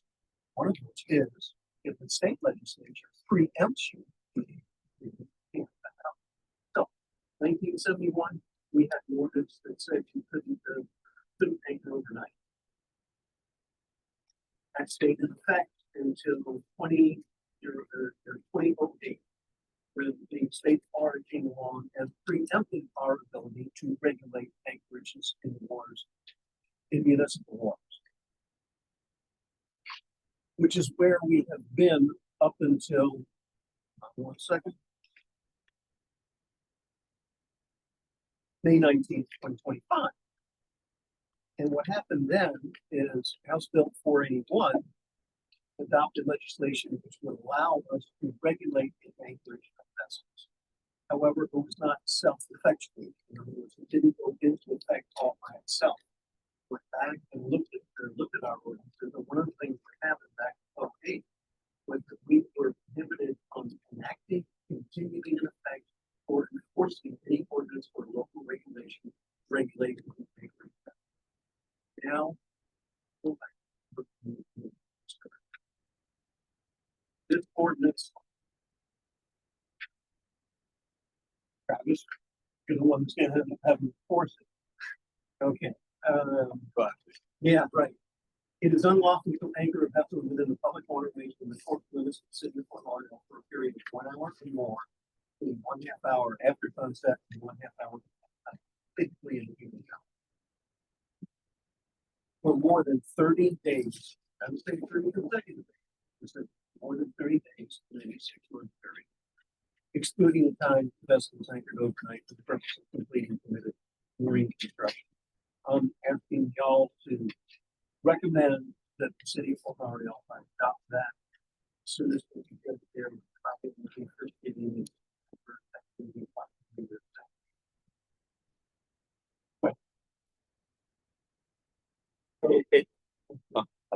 It shouts to me that it's very restrictive for the revenue that may be generated by old boats that are transiting up north through us down there, who might spend 2-3 weeks beginning of their trip to the Bahamas, or 2-3 weeks on the way back to the Bahamas, which would exceed the 30 days. And I'm wondering, do we have any idea what the revenue of the transient boats are to our community before we chase them all away? No, Well, they built a Publix for it with a dock, so there obviously somebody did some work to figure out there was value to this. There is a requirement for business impact statement. That would be up to Mark on staff about that. But there's also all those people that are generating revenues. You got the Metropolitan stuff laws, for lack of a better term, who are Bypassing the system. yes, I guess. not really contributing anything to the economy. I get that. The majority of those anchor boats are scallywags and freeloaders. Yeah, absolutely, that's why I'm saying. Taking up your time. All right, here's my concern, what about, let's talk about events. Boat show, not boat show, boat parade, Air show. 4th of July, air shows, anything like that, that would take place at night. How does this impact, are there exceptions? to that? 30 days. But 30 days. They would be there 1 day, 2 days. But you can anchor overnight, just 30 days. No, what he's getting, what he's getting at is if you go out and sit at any of these lakes to watch the boat show, you now have made your 1 day of anchoring. Now you have 29 more days. Even if you leave at midnight after the boat show, because it says, Even the way it says after sunrise, anytime that between. might be involved in the boat show that might want to anchor. Right. Just So when anchor there, The cancel difference of the- that is, how do they know that you did that? But you can hang out all day during daylight every day. Yeah, every day, all day, That's every correct. night, every day. But the way this is worded, anytime after, what was it, half an hour after sunset? Yeah. Then that starts, even if half an hour after sunset, you just finishing up your grill and you go back at 8 o'clock at night, you just met your 1 day, that's your first day. But again, it's How do How you, you track it? how you enforce it? How do you track it? Nobody, no cops are going to run Are the around cops working at night? ticketing people on their night. You know? Right. The wise Chinese philosopher once said, a trip of 1,000 miles starts with the first step. This is your first step. I'm not getting into the second step. That's Travis's, bailiwick as far as how the enforcement is gonna happen. I can see some problems there. And I think that, I think Travis and his crew are up to the challenge. My best guess is most of the folks are going to come there night instead of night of leave. Come there night instead of night of leave. They're gonna be. Yeah. But and the other thing is that we talked about this last time. I think one of the reasons why we pushed it to get you back here before you, like this stuff was exemptions on like, okay, you're at your 29 day and you just had something break. Is there exemptions that you can file to show that, hey, I need maintenance and something? They I apply. believe the last sentence in there says, excluding any time the vessel is anchored overnight for the purpose of completing preventing marine construction, installation, and maintenance. Okay.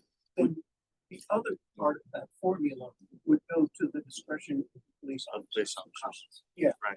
Instead of writing something in there that's only gonna leave more room for challenges later on when we get into court, vested in the discretion of the police. Bahamas just added an AIS requirement for all boats. Did they? They rescinded it for small boats. Yeah, anything, well, 35, I thought it was 35, but whatever it is that something we want to, that's the way you track whether they're there or not. Yeah, I would assume enforcement would be predicated on primarily nuisance boats.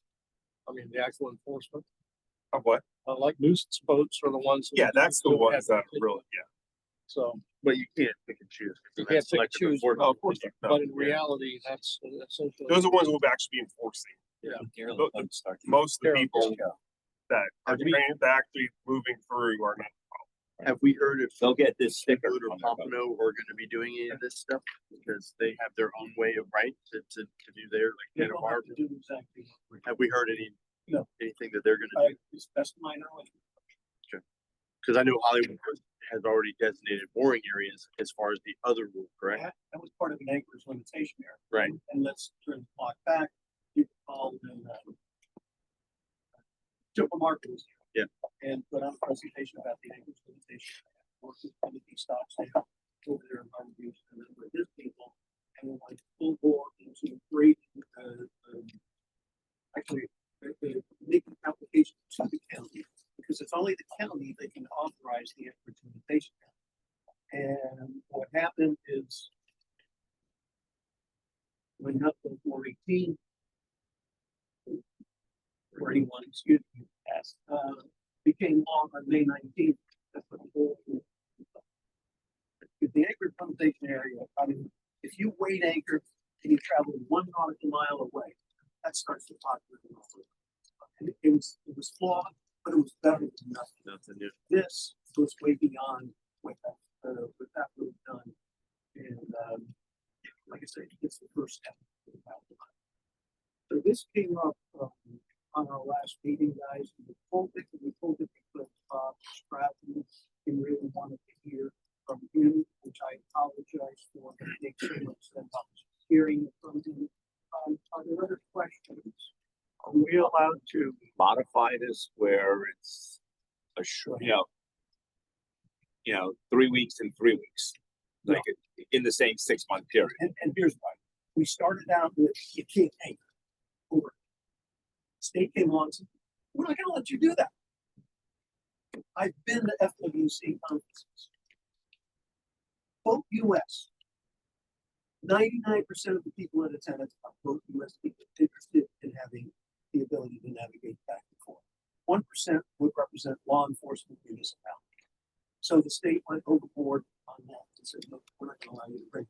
So they have opened up the door, a little private door, for allowing us to do this. But in my opinion,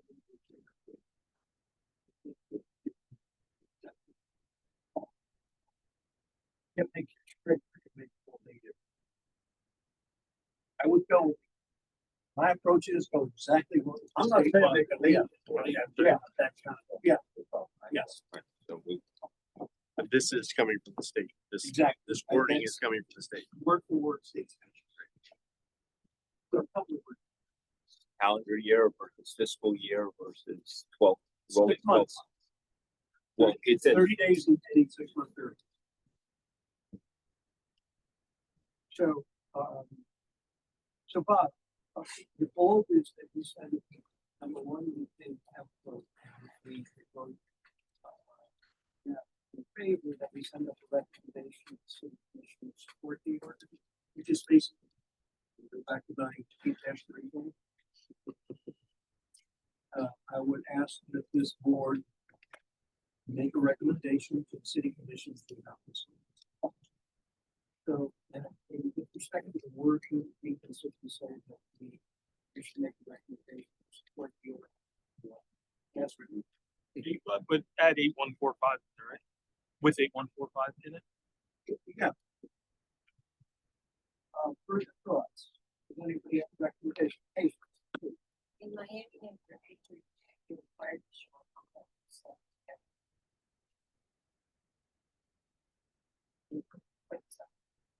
why that whole thing, some kind of requirement for that 30 days. at this point, I'm not willing to roll the dice on it. Maybe later on down the road, let's get this established first. I could say, could see the state coming along and saying, I go beyond what you were preempting. I think that what I'm reading into this, the change period in this change. So we either include it or send it for recommendation to support as is, or we don't support it and we start all over. I will tell you personally, a tremendous amount of work has gone into this. The acreage limitation was something that we were trying to follow before House Bill 41 came to be, and this is a key part of it in my view. You all may think different. Yes, we had a public meeting early to over the Lakeside area at the church here. And it was put to a vote for 27 people there. How many of you were in favor of the acreage limitation? Then this was people were in favor of that. 27 people.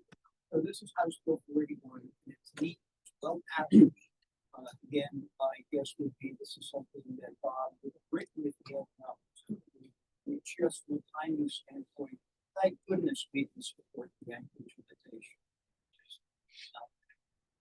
This is my role for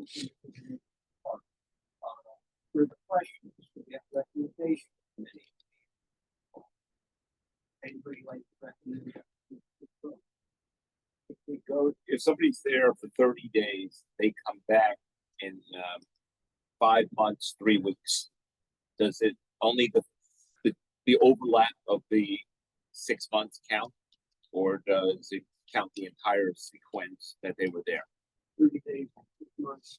If you can do less than 30 days in 6 months, you can start. You can use those in days. Okay. But this is it's a very dynamic process. Same thing we talked about. It's going to be a challenge to enforce. There's no question about it. So you Yeah, we gotta figure out a way to actually. Should there be a separate instead of course? We got to make sure. But the complicated is going to help out.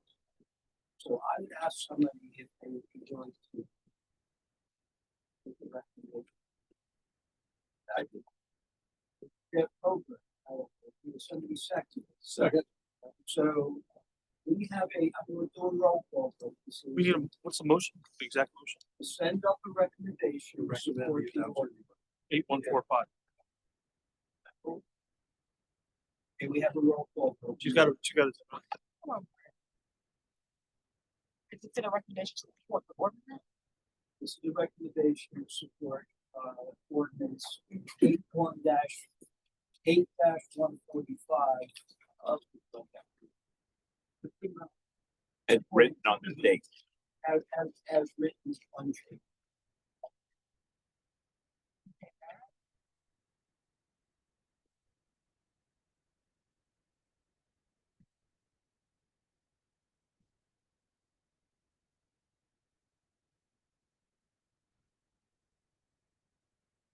Who was the first and second on that? First one. Yeah. No roll call. Roll call vote, Mr. Whitney, Approved. Mr. Washington. Mr. Nico, Yes. Mr. Now, Yes. Mr. Colbert, Yes.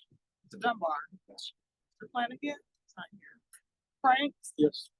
Mr. Lynch,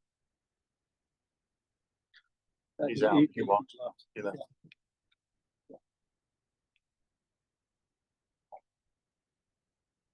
Mr. Rabowski, Abstain. You for a reason, Oh, then I vote no. so you wanna go no? I'll vote no. You don't wanna fill out the form? If I can't abstain, I'll vote no. Okay. I don't think it's well written well enough. Okay. Mr. Linda, Yes. Mrs. Ware. Yep.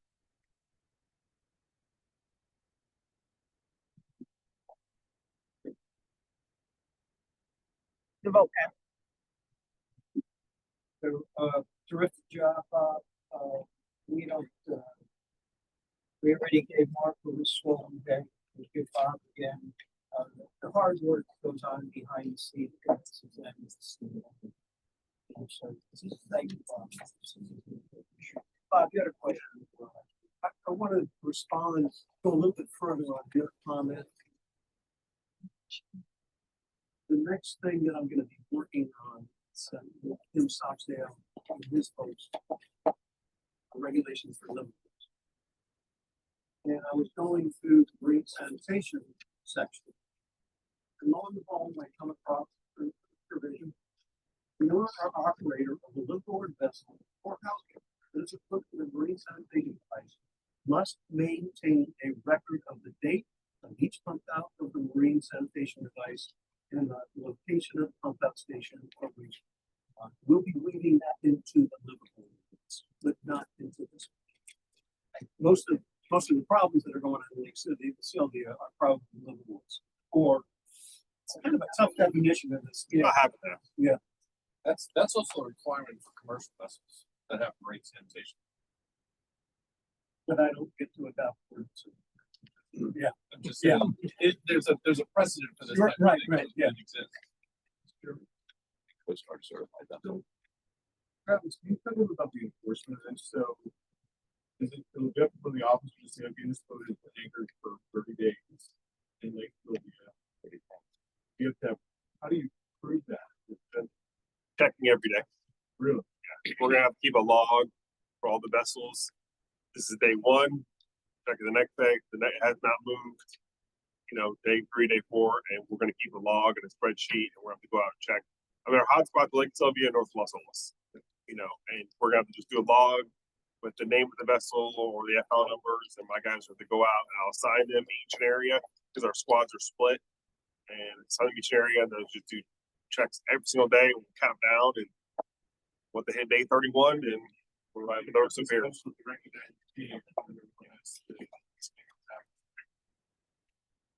Again, work in progress. What is the fines gonna be? What's the teeth on this? That's my only concern. If you do this, I've got it structured in such a way that the code section 1-6. And I don't feel that enough prosecutors do. I don't know what. 30 days in jail and $1,000 fine or $5 fine. Something like that. Up to. Yeah, up to yes. Yeah, get your attention. Yes. I just wanted to comment, I live in Sylvia, and talked about. The issue is not. Sorry. Sure. The issue isn't people who are cruising through commerce, the issue we have, I've lived there for 8 years, there are boats who've been there for 8 years. There are people who are, who, they don't leave, they dump their food over the side and 5-gallon bucket, it's disgusting. There are issues of people who are leaving their boats there and taking off and flying to Canada and just leaving them there as free storage, and they're unattended and they break free during storms. I'm out there with Sergeant O'Neill's people in the storm babysitting this boat, dispatching the docks and stuff. It's a circus, it's chaos, and this is the first time the state's given the city some kind of authority. And Sergeant O'Neill's crew is finally going to be able to do something about this. We've been suffering with these boats out there in these long-term liveaboards, and finally they're going to be able to do something about it. I don't think, the issue, we've never had an issue with folks that come in and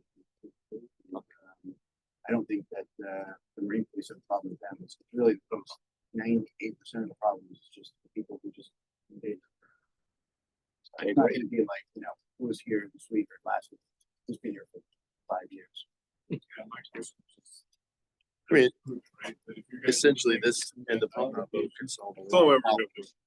And we go out there, we have to pay an extra 2 days because you can't get your stuff together. You know what I mean? Like, as long as you're, hey, sorry, man, I might need 2 more days to get out of Yeah. here. You know what I mean? There's gonna be a thing, but you're just not living here forever and stuck. And you can go to, that's why I was asking about the other cities, because the other cities are adopting the same thing, and it's 30 days in Hollywood, 30 days in Florida, 30 days in Pompano. You know what I mean? Like, I guess, right? You'd have to just, And we would not have the ability to.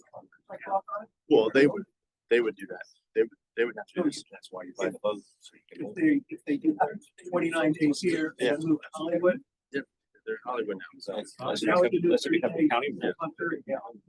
So, guys, that was Tim Stockdale. Tim Stockdale lives on Lake Sylvia. He's really championed the issue we have on Lake Sylvia. And I thank you for that, but it's the catalyst for so much of what we're doing. So hopefully you're seeing some real progress. I would like to add one thing you did not mention that is always weighed heavily on me. And that is that some of these folks are actually getting in their tender, going up to backyard people, dumping their trash and asking them, would you take it out front? You're kidding. No way. No, I'm not. what do you do with it? Do you take it, you push it back in the brownie? Push it back to the water. You get $5. You can't make it up. Yeah, they've been incredibly patient here, so we all take it seriously. Come up a lot earlier. I got a feeling that we've got people over there in the Lake Girl that have a lot of different cultural moves than the ones in Block Island.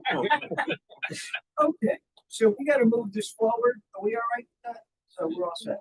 So I'm gonna move quickly through what I call the mid-year and kind of month. Our mid-year review update, et cetera, when we started out. I'll be honest with you, I put this together early when we did when we didn't have much of an agenda, kind of updating. So we're gonna move through it quickly and then we're gonna get to Marco. We'll see about it. Okay, thank you again. September. So, would you put up, 5, big please? So we started, it's kind of a quick recap of where we are and what we have left to do. So I don't need to read this, but, we started December, January, I'll take a couple of notes. We had John Burks here. We kind of came up with what we called crystal ball discussion, what's etc. We then met in January, Bob Swindell joined the board. Bob Swindell, we had a joint MAP-MIASF kickoff and a visit by Ben Sorensen, which was great. Nancy Gaffney was here and Sean Makian was close. That's when Bob Frank started to review segmented sections of the river. I'm not going to read this, but you can kind of see where we are, who joined us, the progress we made. Most importantly, I think the May-June one, called May-June, there was a meeting with the city manager, just knocked it out of the park. Last one, we had a phenomenal presentation with Dr. Gaspin, and he's a huge asset to us. And we started our communication from the bridge to Marco. We kicked off the year. We kicked off the year with what we call our whiteboard, which you had to see up on the side of the TV up there. We didn't put them in any particular order, but that was a result of us kind of sitting and kind of just shoot the shit. Guys, what's important to us? Well, legal discharge. This is in no particular order. Legal discharge. We had issues with both agents on the board. We know we have issues with city seawalls infrastructure, and so this is our charge. And I somewhat subjectively looked at this and said, okay, where we make real progress and where we moderate progress, not so much, etc. Safe to say now with the legal discharge, tremendous progress. Property line versus wet phase. Bob Douglas made huge progress. Making voting safe, yeah, we're making progress. When we look at bars, voting, gun voting, we need the charges, not really get the done. Day dockage for each, which I think was a wonderful idea we haven't touched upon. And you look at the orange, extraordinary circumstances or special circumstances. Bob's working on that. Unsafe New River accident. That has to do with why we're going on a vote for city managers this week, so we can see this point that restricts etc.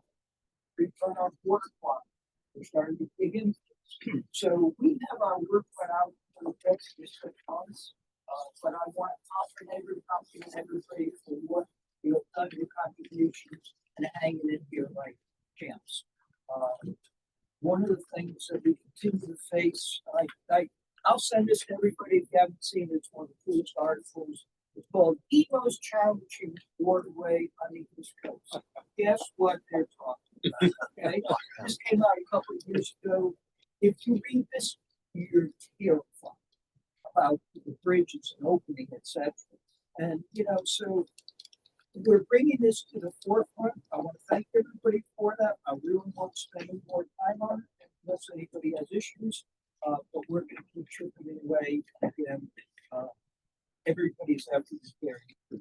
So thank you all for that. And then, unless anybody has any questions, I'm going to move to our dear friend Mark over this. Again, continue to do a phenomenal job. So we've heard a lot about some of the things that Mark was focused on. Mark does a presentation. We now have a permanent agenda item called communication to the bridge, and it is from the captain of this organization. So welcome, Mark. So take it away. Good evening, everybody. There is some flyers going around. Hope we have enough for everyone, but possibly. I do have a presentation with some pictures, so we can kind of go over some of the same items. We can have a little bit of visual of what I'm talking about. But just going down, this is for the previous month, things that have come up and things that we've been working on.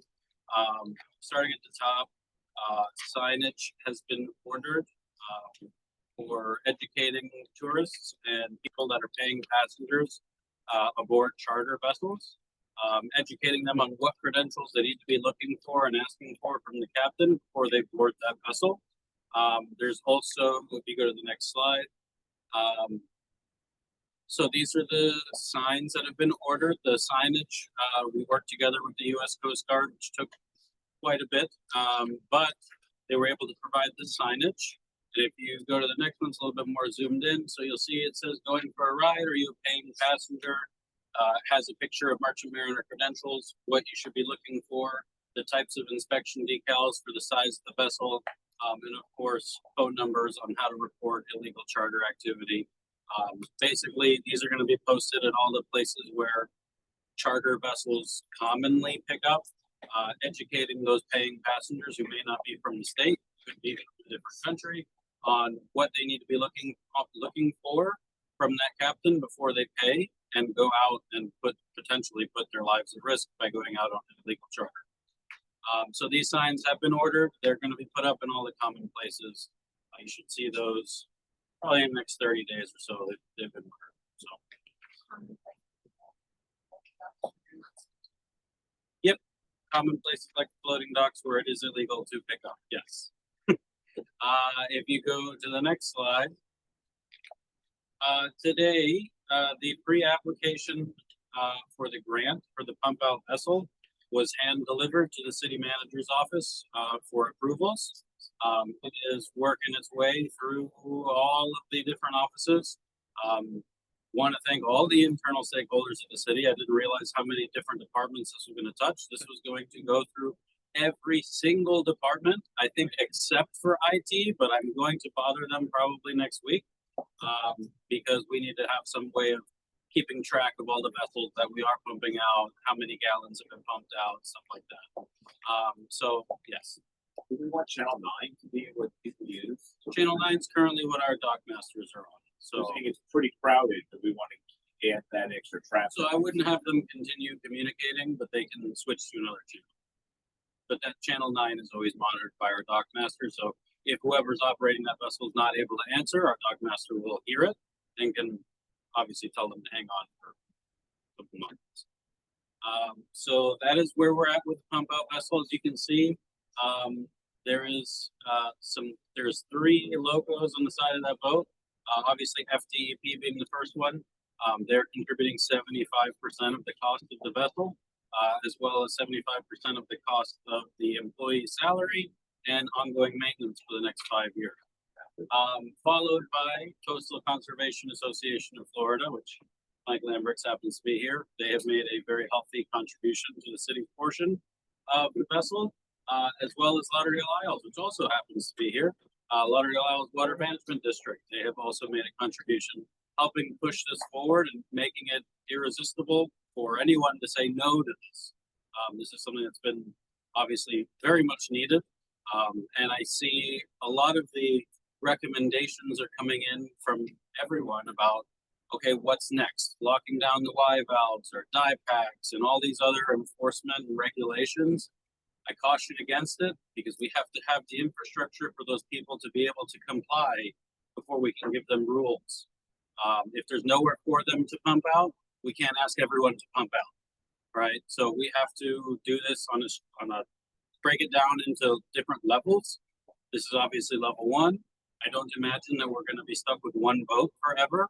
I see this growing. I see it growing very quickly, and I've already talked to FDEP. We can purchase more than one boat and reapply for the grant, and they'll again cover 75% of all the costs. It does not. I don't like that's a bill. Isn't that silly? You know, You can be on every boat. like an obvious question. Every boat you bump out. It depends on how you maneuver. But maybe.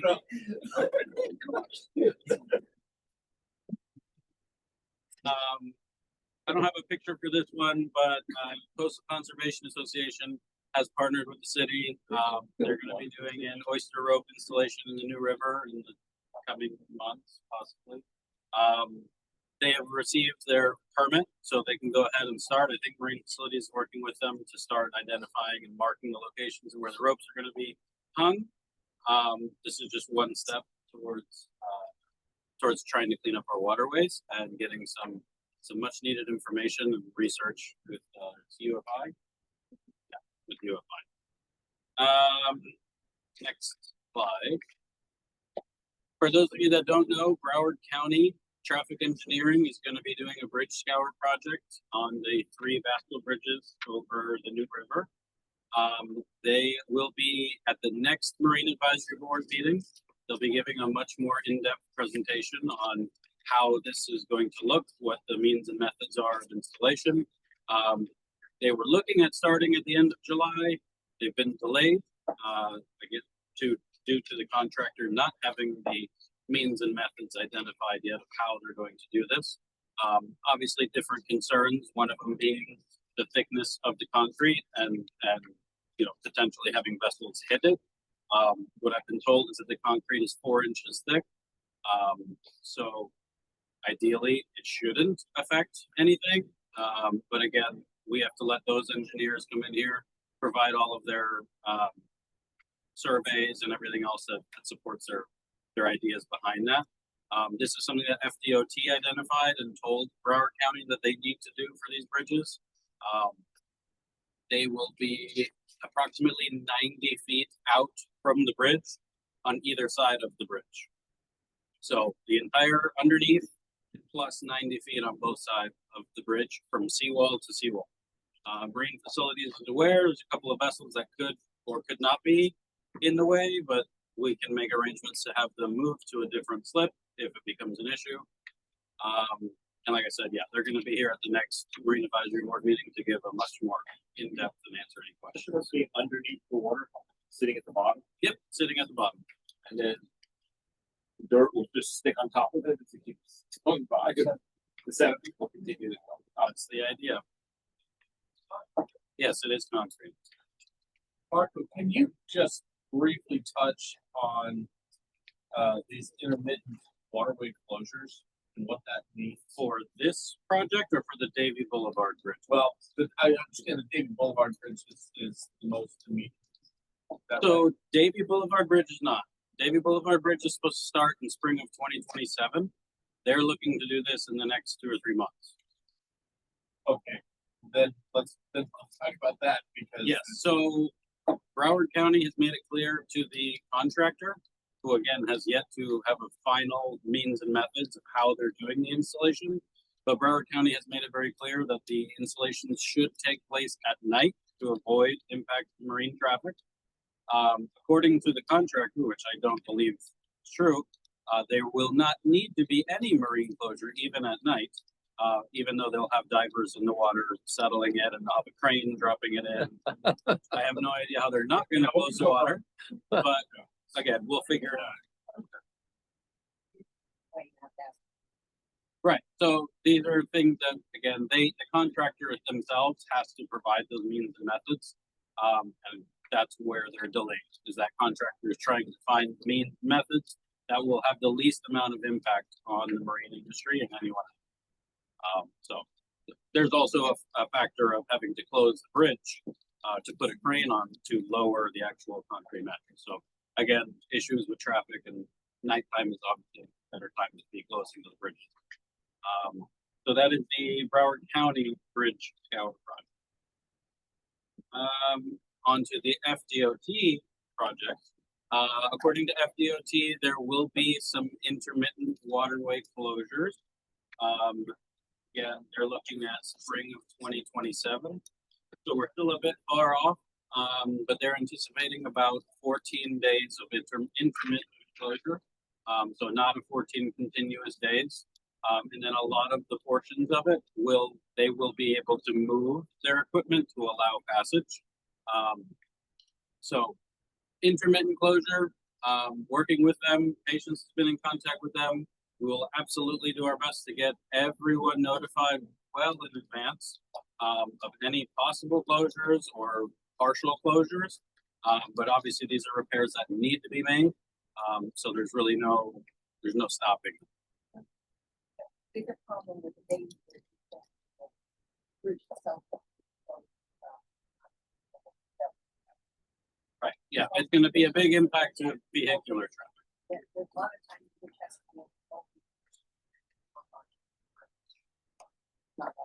Right. Yeah, so there will be very big impacts to vehicular traffic, but not so much to marine traffic. But these are things that we will obviously keep you very up to date on and give all mariners, marinas, everyone the proper heads up so that everyone's prepared. Next is the waterway noise ordinance. I don't think I've heard anyone here talk about it recently, but it is an ordinance that was just passed at the last commission meeting. It was the second reading for it. As you can see, the language on the presentation, sound shall not be plainly audible at a distance of 25 feet or more from a motorboat or any other sound source. There is not a time associated with this. It is 25 feet, and that is it. Cannot hear the music from 25 feet. This is a police matter. This is a police matter. To make the boat show go quiet. Yeah, wow. You can call me and I will call the police, but it is a police matter if you'd like an expedited response. So this will be taking effect September 28th.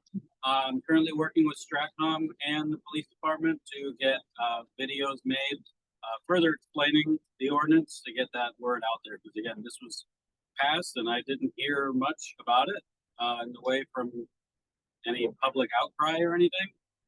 But it has passed both readings. So I just wanted to make you guys aware of that.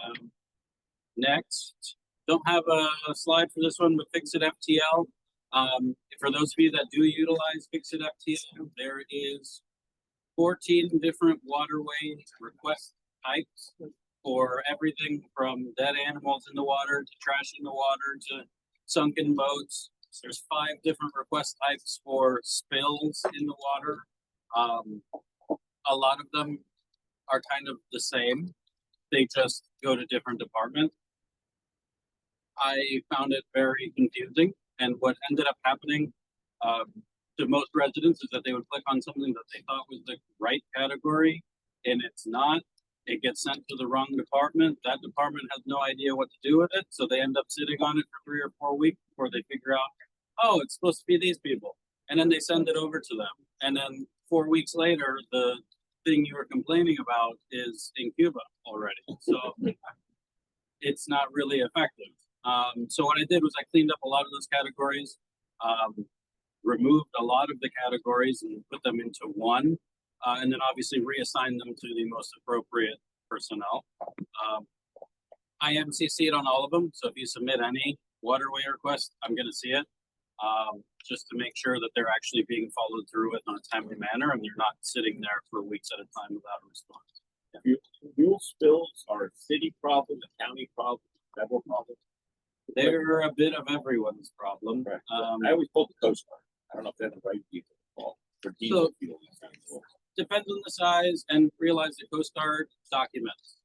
They're very good at documenting. Well, they don't do the actual cleanup of it. But again, all plays different parts, right? Because depending on what is spilled, the amount of spill, sometimes you may need the fire department to respond, sometimes you may not. Sometimes there needs to be remediation, sometimes there doesn't. Best way to do it, honestly, put in a fix-it FTL request. Call me. You have my business card here on the table. We know who to call. We will call everyone, and we'll have everyone.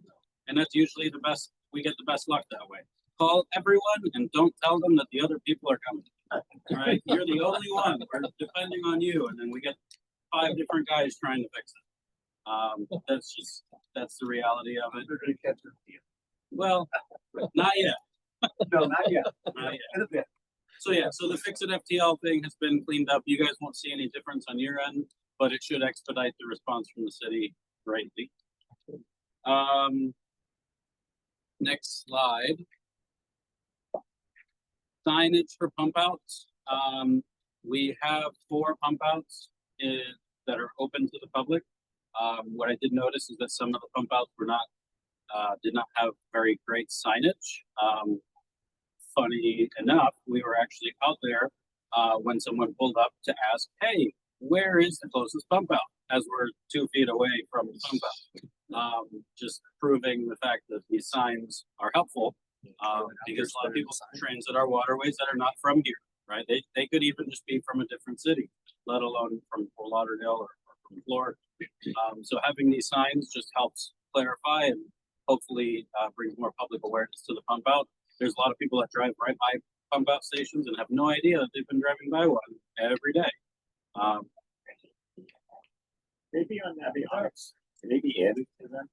I'm sorry? Maybe added to like avionics or one of the charting things to know. I think they are on the websites, on the popular free pump out locator websites. Oh, navigational charts. Yeah. Navionics is the big one. Okay. And I haven't seen it there. But Marco, I just want to mention one thing. I know I sent you an email on this, but I just wanted to put it on record.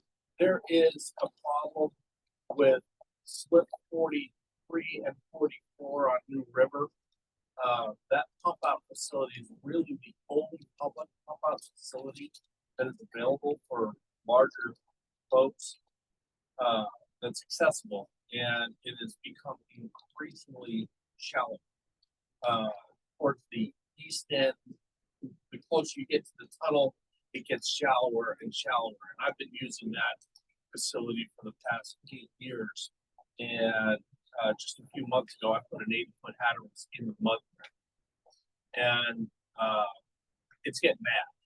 So that really does need to be addressed. The only way to use that facility if you have a deep draft boat at this point now is to ensure that you're facing out with starboard side too, so that your underwater gear, or at least the deepest part below the water line, is not towards slip 44.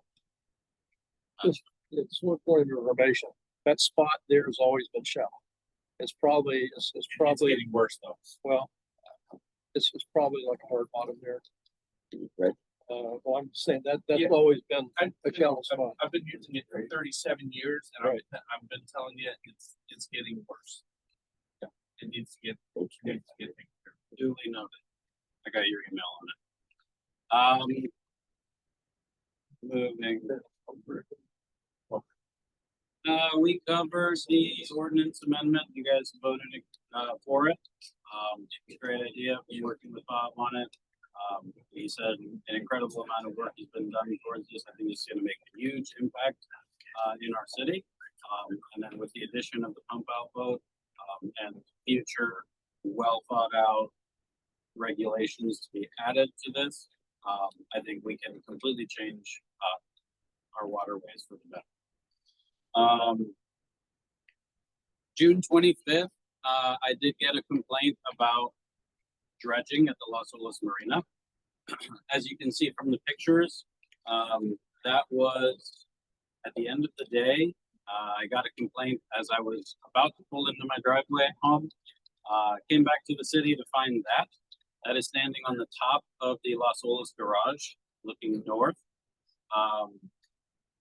Was able to call the building department, have them send out an actual building inspector and a building code enforcement officer.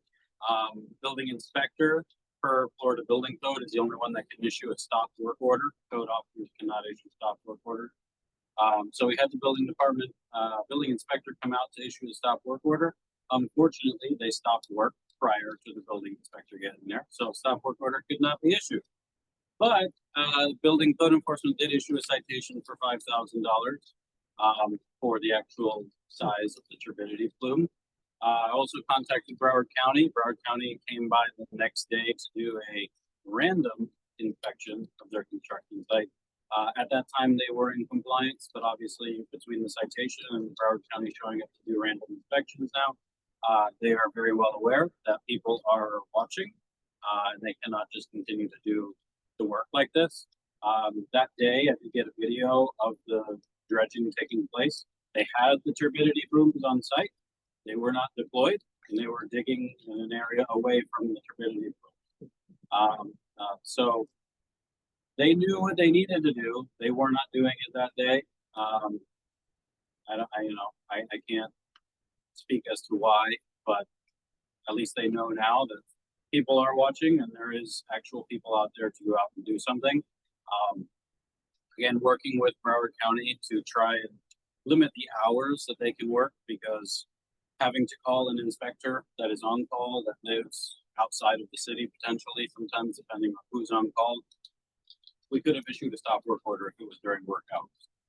And that would force the contractor to go back to the permitting process, reevaluate all the processes, make sure that they're in compliance before they can start work again. I live in the condo right there, and we have a series of over 100 different photographs of that in violation. The thing's not sticking long enough in the water, the current moving the bottom of the curtains that is supposed to go certain far deep. They've done nothing but ignore us as well as things. So I don't know if it's a chronic problem with them. I don't know if that makes it more severe. We think if you Absolutely. As more citations accumulate, the fines usually double. So they'll continue to the end of the project, but it's. Yep.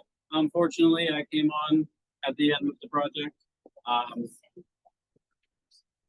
This is a private contractor. Yeah, we can still find the contractor.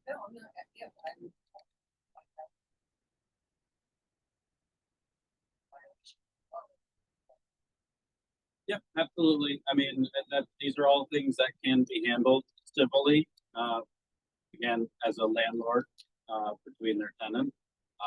But again, stopping work for them is costing them hundreds of thousands of dollars, if not more. Sending them a cease and desist letter, tying it up in court, all this, that. Stopping work costs a lot of money. And that's where we're gonna probably get the best response out of them. The reality of it. Moving down the list, big dreams, but possible. A lot of the issues that you guys have talked about today, many of which can be solved by actually just having a full-time Marine Code compliance officer on the waterway. It was me prior to me coming to these positions, and I was not full-time. I still had my actual land code areas to handle, which was Lauderdale Isles and a couple different other neighborhoods. So I'd have to split my time between land investigations and waterway inspections. It was effective. It was the first that we had. So if everything we did was great. The problem now is that I'm not in that position anymore.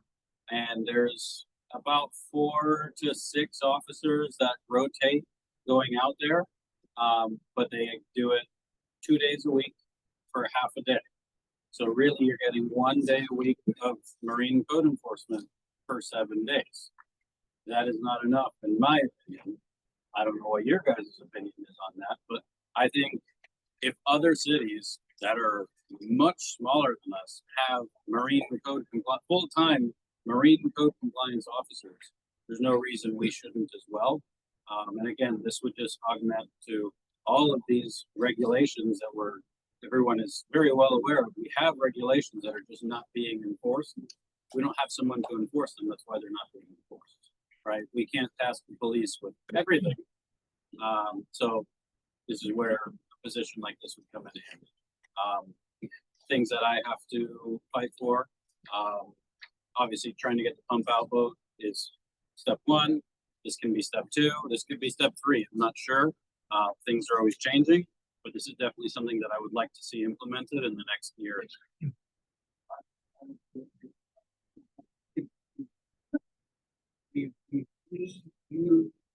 Everybody here, local city commission, we have folks that understand moving forward in a positive way.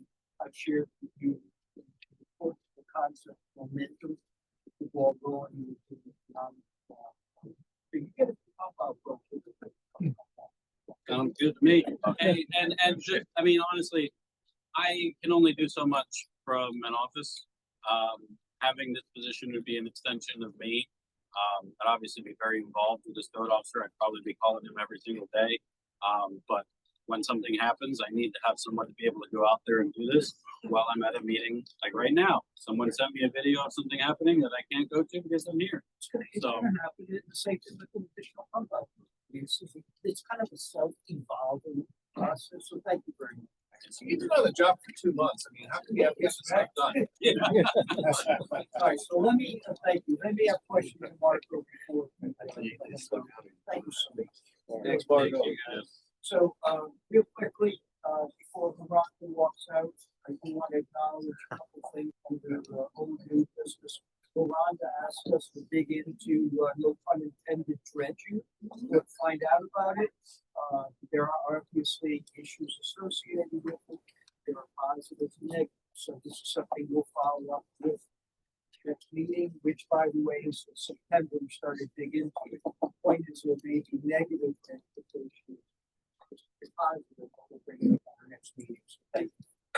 Another question, the issue we had in Market Washington regarding procurement. Procurement was going to come, there was a conflict of interest, so Andrew has him scheduled for September to come find out how the procurement process works.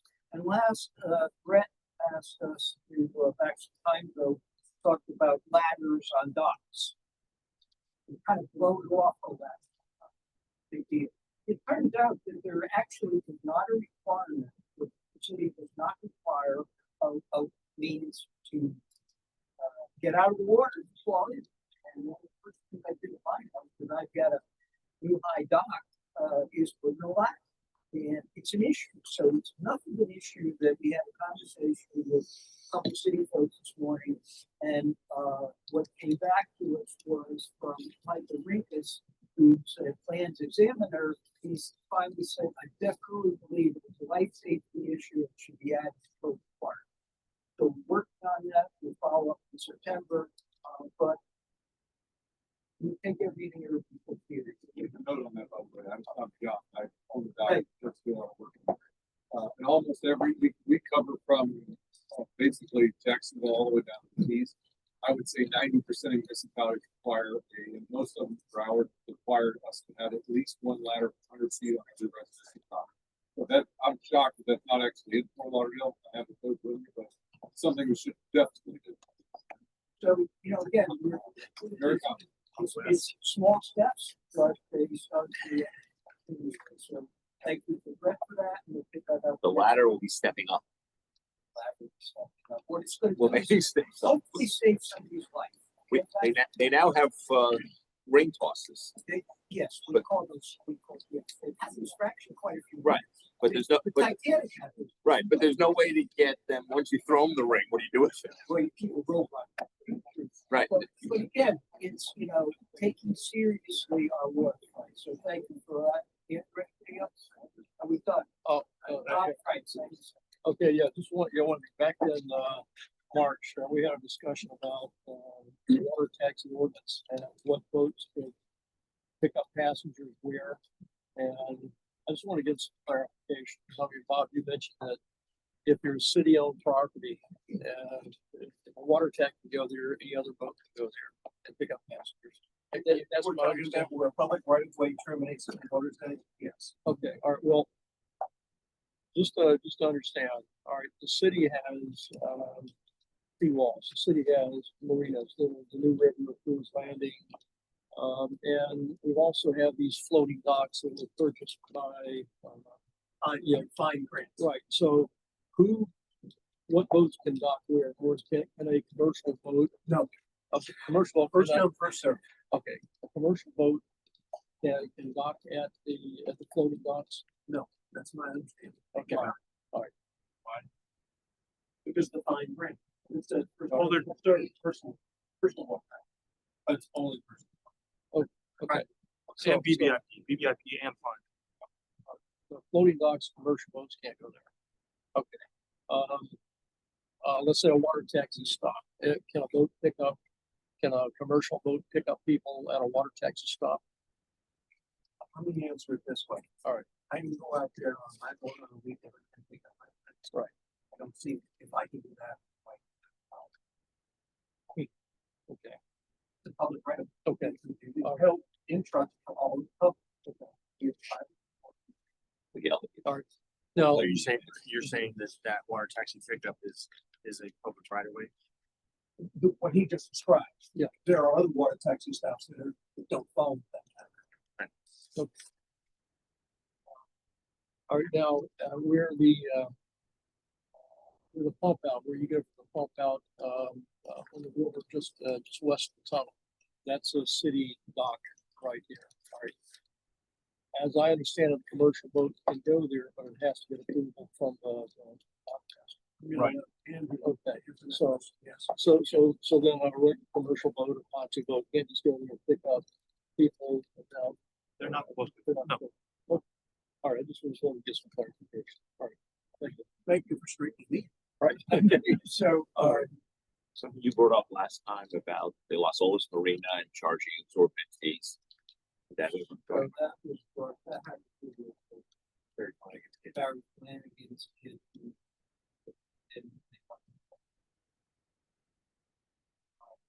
Barry. So it didn't work well for Ocean Pride. I don't know what the answer is. We talked about that. There anymore, but we'll follow up on this. I think it's a kind of. I have one comment. Make one. Mike fast, make it really fast. Okay. The ACG contract, Aquatic Control Group. I just want to say that the job that they do is extremely important to the users of the waterways here in Fort Lauderdale. And since Marco has come on board, that service has improved tremendously. He's really been on the ball with them and helping to execute that contract with greater efficiency. Having said that, I have some concerns with the way that the contract is worded and how it's executed. I think that's something that we need to look at as a board in the future. They do have, their contract expires, in 27, I think it is, August of 27. And there are some clauses in there for some extensions, 2 years of extensions. I think we need to examine that.